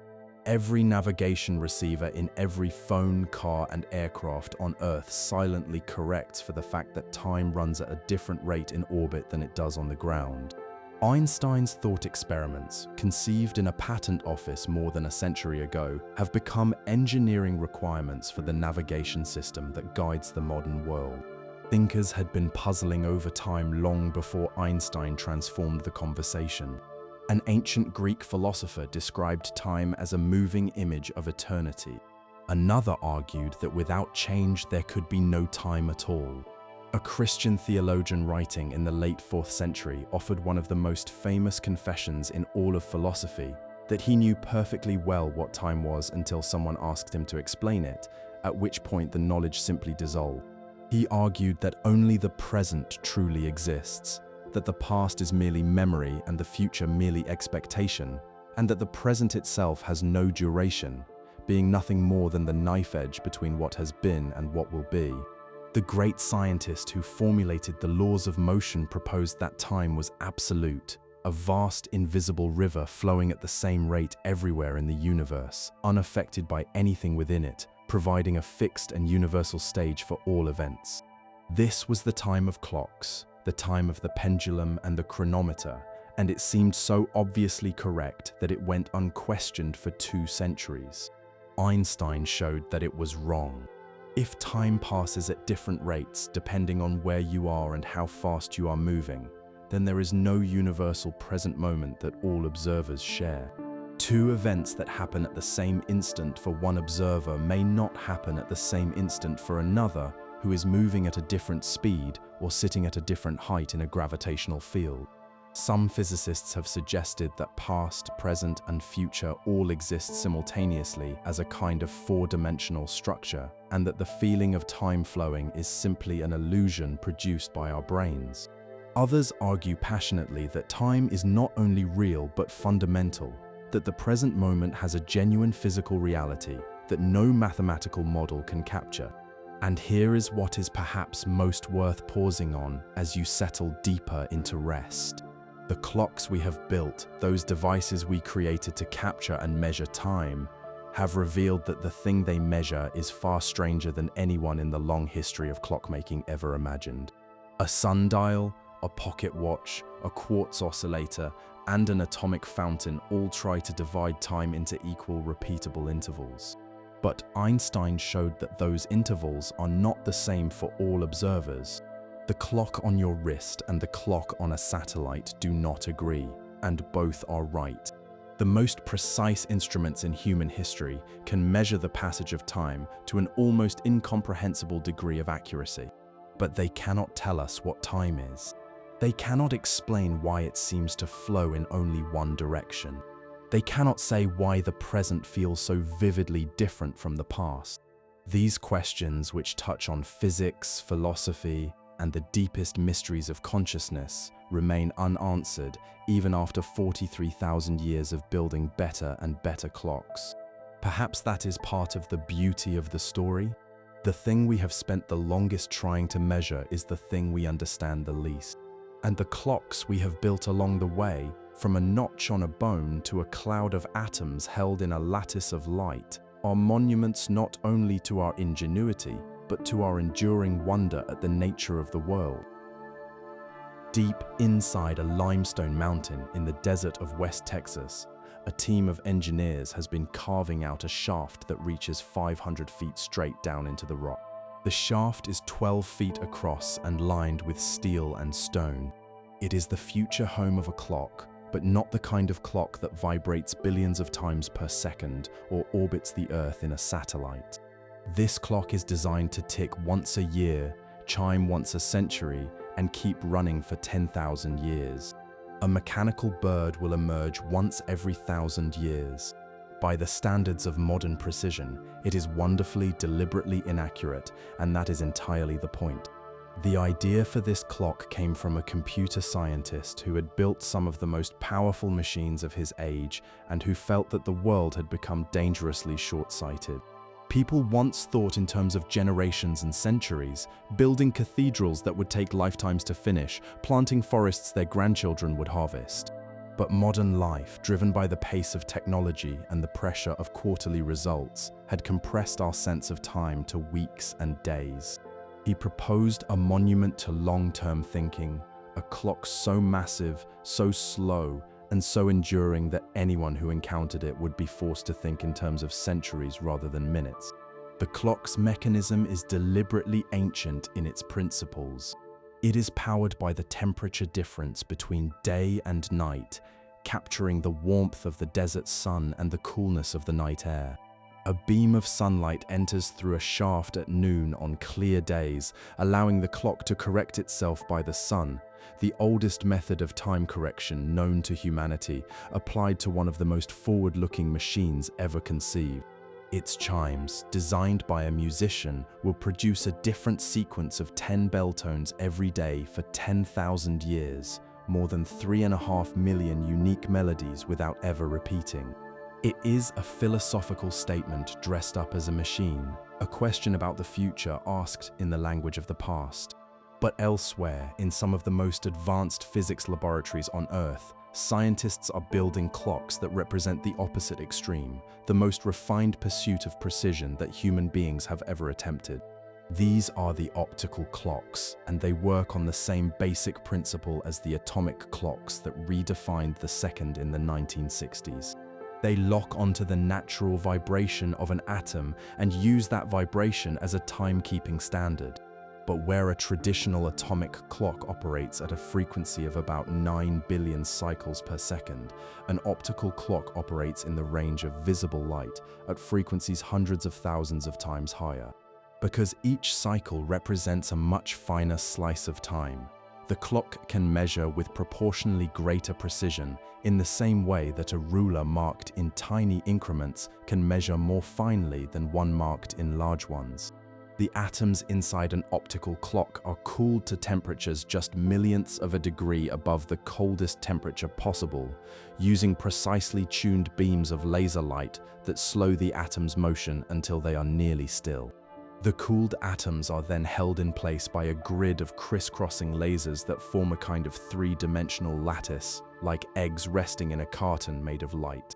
The extreme cold and the confinement reduce the atom's movement to almost nothing, eliminating the tiny errors that limit older atomic clocks. The result is a clock of almost unimaginable precision. The best optical clocks in the world today are accurate to about 1 second in the entire age of the universe, roughly 14 billion years. If one had been running since the very beginning of everything, it would not yet have gained or lost a single second. At this level of accuracy, the bending of time predicted by Einstein becomes detectable over the height of a single step. An optical clock can literally measure the difference in the flow of time between your desk and your bookshelf. This has opened up entirely new possibilities. By comparing the rates of optical clocks at different locations, connected by fiber optic cables, scientists can map the Earth's gravity with extraordinary detail, detecting underground structures, tracking changes in groundwater, measuring the slow rise of land freed from the weight of ancient ice, and perhaps one day sensing the underground movements that precede earthquakes and volcanic eruptions. Clocks, which began as instruments for telling the time, are becoming instruments for reading the Earth itself. The international body that defines the units of measurement has been preparing to redefine the second itself based on these optical clocks. The current definition, adopted in 1967, rests on a particular type of atom vibrating at about 9 billion cycles per second. But optical clocks have become so vastly more precise that the old standard is now holding them back. The redefinition, expected sometime in the coming years, will mark only the second time in history that the fundamental unit of time has been separated from one standard and attached to a finer one. Beyond optical clocks, researchers are exploring even more exotic frontiers. Some are working toward clocks that would use vibrations in the nucleus of an atom rather than in its outer shell, which could be even more stable because the nucleus is better shielded from outside interference. Others are exploring ways to use the strange connections between entangled particles to push measurement beyond the usual limits of physics. And in deep space, where communication delays stretch to minutes and hours, entirely new approaches to keeping time will be needed. Spinning stars that pulse with metronomic regularity have been proposed as a natural timing network for future spacecraft, a kind of cosmic navigation system that uses the universe's own clocks. And now, as we reach the end of this long and gentle journey, let us take a moment to look back at the path we have traveled together. We began with a person sitting by a fire 43,000 years ago, scratching marks into a piece of bone to track the phases of the moon. We followed those first impulses as they grew into stone circles aligned with the sun, into the shadow clocks and obelisks of Egypt, into the quiet drip of water clocks in temples and courtyards across the ancient world. We smelled the changing hours in the incense clocks of Japan and watched the sand fall through the hourglasses of medieval sailors. We stood in the workshops of the Islamic Golden Age and marveled at mechanical wonders powered by water. We heard the first tick of the mechanical clock in a medieval monastery and watched the great astronomical clocks of Prague and Strasbourg perform their hourly spectacles for crowds who had never seen anything so extraordinary. We followed the coiled spring as it freed the clock from the wall and placed it in the palm of a hand. We sat with Galileo in a cathedral, watching a lamp swing, and we watched as a Dutch mathematician turned that observation into a working pendulum clock that transformed the measurement of time. We met the craftsmen of London and the watchmakers of the Swiss valleys. We sailed with Harrison across the Atlantic, his sea clock ticking steadily in the hold, proving that a carpenter from the countryside could solve a problem that had defeated the greatest minds of his age. We felt the factory whistle reshape the working day and watched the railroad pull the scattered local times of a continent into a handful of standardized zones.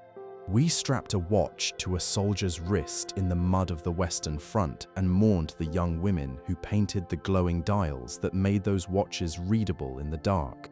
We saw the quartz crystal nearly destroy the world of mechanical watchmaking, and we watched a plastic watch and a stubborn businessman save it. We followed the measurement of time from the swing of a pendulum to the vibration of a crystal to the pulse of an atom, each step finer than the last, until we reached clocks so precise they can detect the bending of time over the height of a single stair. And through it all, from the bone by the fire to the atoms in their lattice of light, the same quiet impulse has been at work. The same desire that drove that first person to scratch a notch into bone 43,000 years ago. The desire to understand, to measure, to hold something of the flow of time in our hands, even knowing that it will always slip through. The next time you glance at a clock, whether it is a watch on your wrist or the time on your phone or the old clock ticking on a mantelpiece, Perhaps you will think, even for a moment, of the extraordinary journey that brought it there. 43,000 years of human curiosity, patience, and craft, all compressed into that simple display of hours and minutes. And now, let the hours go unmeasured for a while. Let your eyes close, let your breathing slow, and let the long story of clocks carry you gently towards sleep. The clocks will keep ticking as they always have, counting the moments with quiet devotion. But for now, you do not need to count them. The time is yours, and you can let it pass as slowly and as peacefully as you like. Good night, and sleep well.